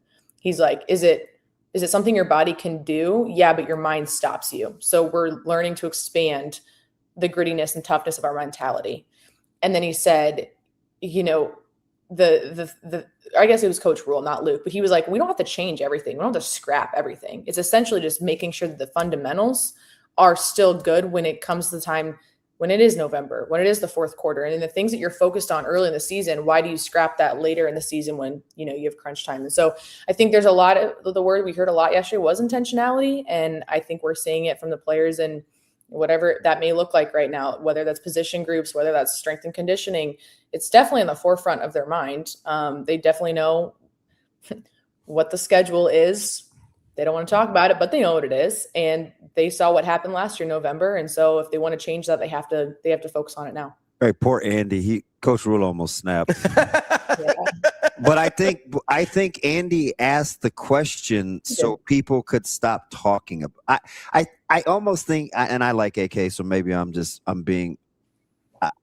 Give him the benefit of the doubt a little bit. I think he took one for the team. A little bit. So we could stop talking about it because Coach Rule said in the spring. Came unglued. He said it in the spring. Coach Rule told us that point blank. And Phil Snow, we heard from Phil Snow in the spring. He said it point blank. He's like, we can't, I guess I even said this, like, we can't say that, we love the Big Ten, but then not be in the Big Ten. Like, you don't get to claim the strength of the Big Ten, but then not want to play the strength of the Big Ten. Run from the schedule. Yeah. Right? So that's what the money's for. Yeah. You know what I mean? Like, it's and the players would finally out loud, unsolicited, like they're saying the same thing. Like, we could give two bleeps about the schedule. We got to play ball. Yeah. And that's kind of what I was gathering yesterday. Like, yeah, they're all talking about what they know needs to be better because of how it ended last year and how they don't want to feel this year, because they also know what's coming this year. I mean, but like you said, they're not be talking about it. They're going to tell you week by week, game by game, but they know what the schedule is. Like, they know it has to be better and it's going to be tougher. Abe, what did you think about Justin Evans? That's a guy we don't hear talk a lot. He's pretty. Hang on, Abe. Before you answer that question, I know what you're going to say. Give the Justin Evans 15 minutes before we saw him get ready to catch his flight. Yeah. Yeah, all day we got buttoned up Justin Evans and professional. And, like, we're out here fighting for our lives, trying to find an Uber. And Justin walks out of the hotel. He's got his comfy fit on. He's got a slice of pizza. He's got a do-rag tied up. And I yelled, I go, that's the Justin Evans that I know. Little cheers with a piece of pizza. Yeah, that was peak. He's got his headsets on, or his headphones on. He's eating the pizza. He's like, you know it. Yeah, seriously. Yeah, he had not a care in the world. He's like, I got a private jet to catch by DB. I mean, pajama bottoms and do-rag, like, that's the New Jersey tough guy. Like, he does not play. Yeah. No, he was impressive yesterday, and I really enjoyed our one-on-one interview because, he's going to his second year being a center and one of the highest graded right now coming into the season across the country. And I asked him just like what his comfort level is. And he's like, I feel a lot more comfortable. I feel like I've grown a lot. And honestly, a lot of it was how to lead a line differently. And he's like, they say that line all the time, that you got to have all the guys on the same page, but he's like, I've got to learn how to approach guys differently. And I've had to do that in the off season. There's some guys I can talk to a certain way, other guys I can yell at a certain way, and you got to learn that over time. And so he's like, I've had to grow as a leader to figure out vocally how to speak up, but I've also had to learn how to approach these guys differently. And I think that's what makes a good leader is he's not treating the whole line the same. You've got transfers in the room now. You've got guys you've worked with in the room now, and you're also being coached by a different position coach. And so I think he's taking all this information in, and it seems like he's adapting, and he's also approaching his players with the information that Coach Wade is leaning on him and the way he's coaching him to make sure that everyone else on his line understands it. So I thought that was really impressive. And also, it's really not hard to tell that they enjoy the connection that they're having with Coach Teasley and Coach Wade right now. It's very point blank. If you heard Evans talk to multiple outlets yesterday, it's bigger, stronger, faster. That was the focus for the offensive line. And they know that there's a lot of excitement for this group because it's a veteran line at this point. You've got a lot of guys that have played a lot of football, and that's how Coach Rule would want it. He's got his year 2 or 3 guys, year 3 or 4 guys that they recruited finally kind of getting an opportunity. And then they brought a lot of transfers in with a lot of experience. So they know there's no real excuses this year. And Justin Evans said it point blank at the end of our interview yesterday. He's like, last year was what it was. We had to accept that. So I think he's understanding of what this year means for him, and he's also understanding of what this year means from that position group this season. You know what? He said something off to the side in the morning when you guys were trying to corral me to do a real interview. I was talking to Justin on the side, and do you know who his numero uno is on the team? Like he said, that's my guy. He teaches me as much as I can teach him. He's my ride or die. Okay, give me. Is it on the offensive line? Yes. You wouldn't think of it because he wants his job. Sam Sledge. Sam Sledge.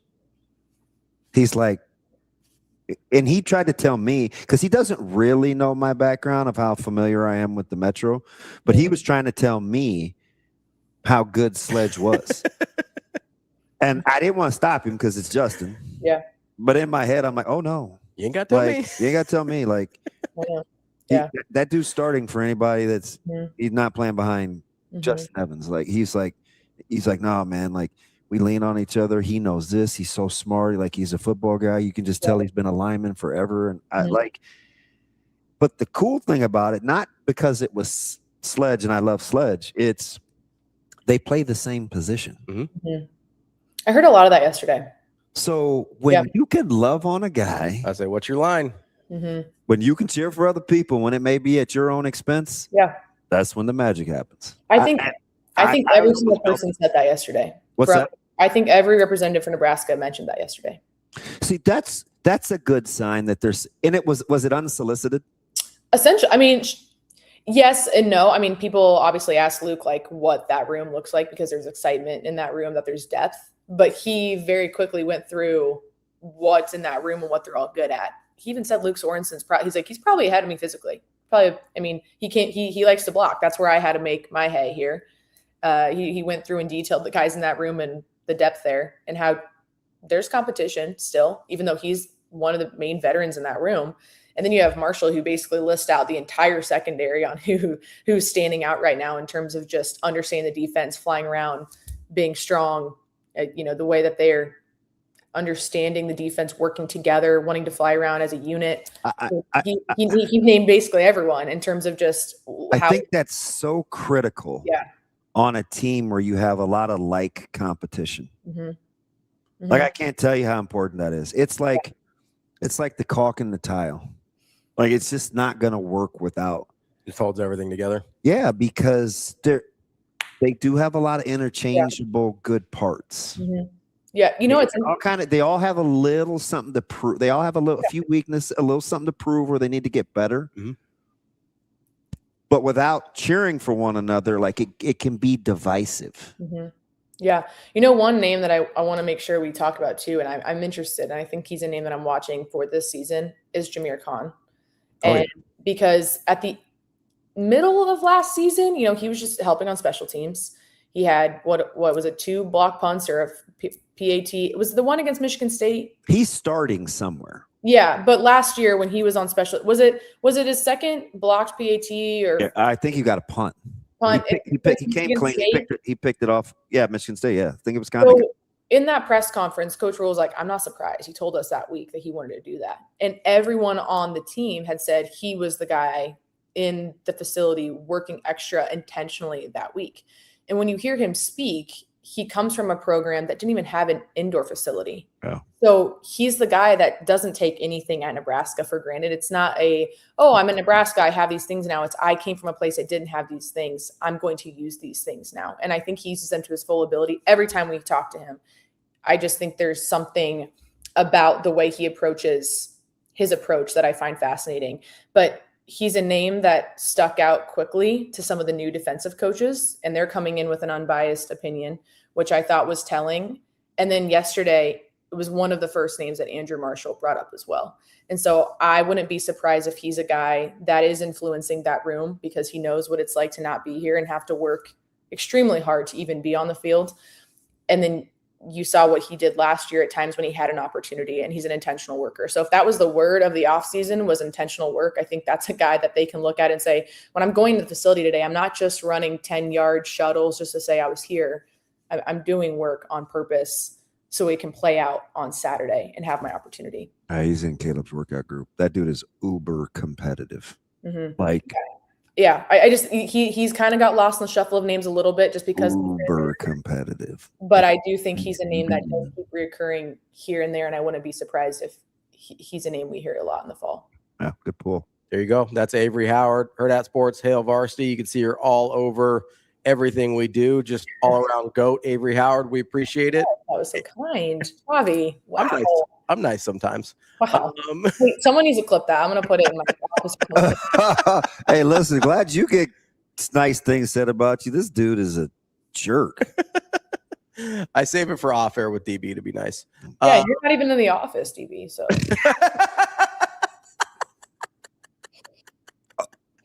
Never. Okay, guys. See ya. Have a good weekend. Bye. Throws a grenade and gets out. That's Avarie Howard. Wow. Just pulled the pin. See ya, DB. Yeah. Hit the music, Shane. You're just getting it from everywhere, man. Every day. Every day. That's DB. I'm Ravi Lulla. We'll be back on Monday with more Hurrdat Sports Live. Have a good weekend, everybody.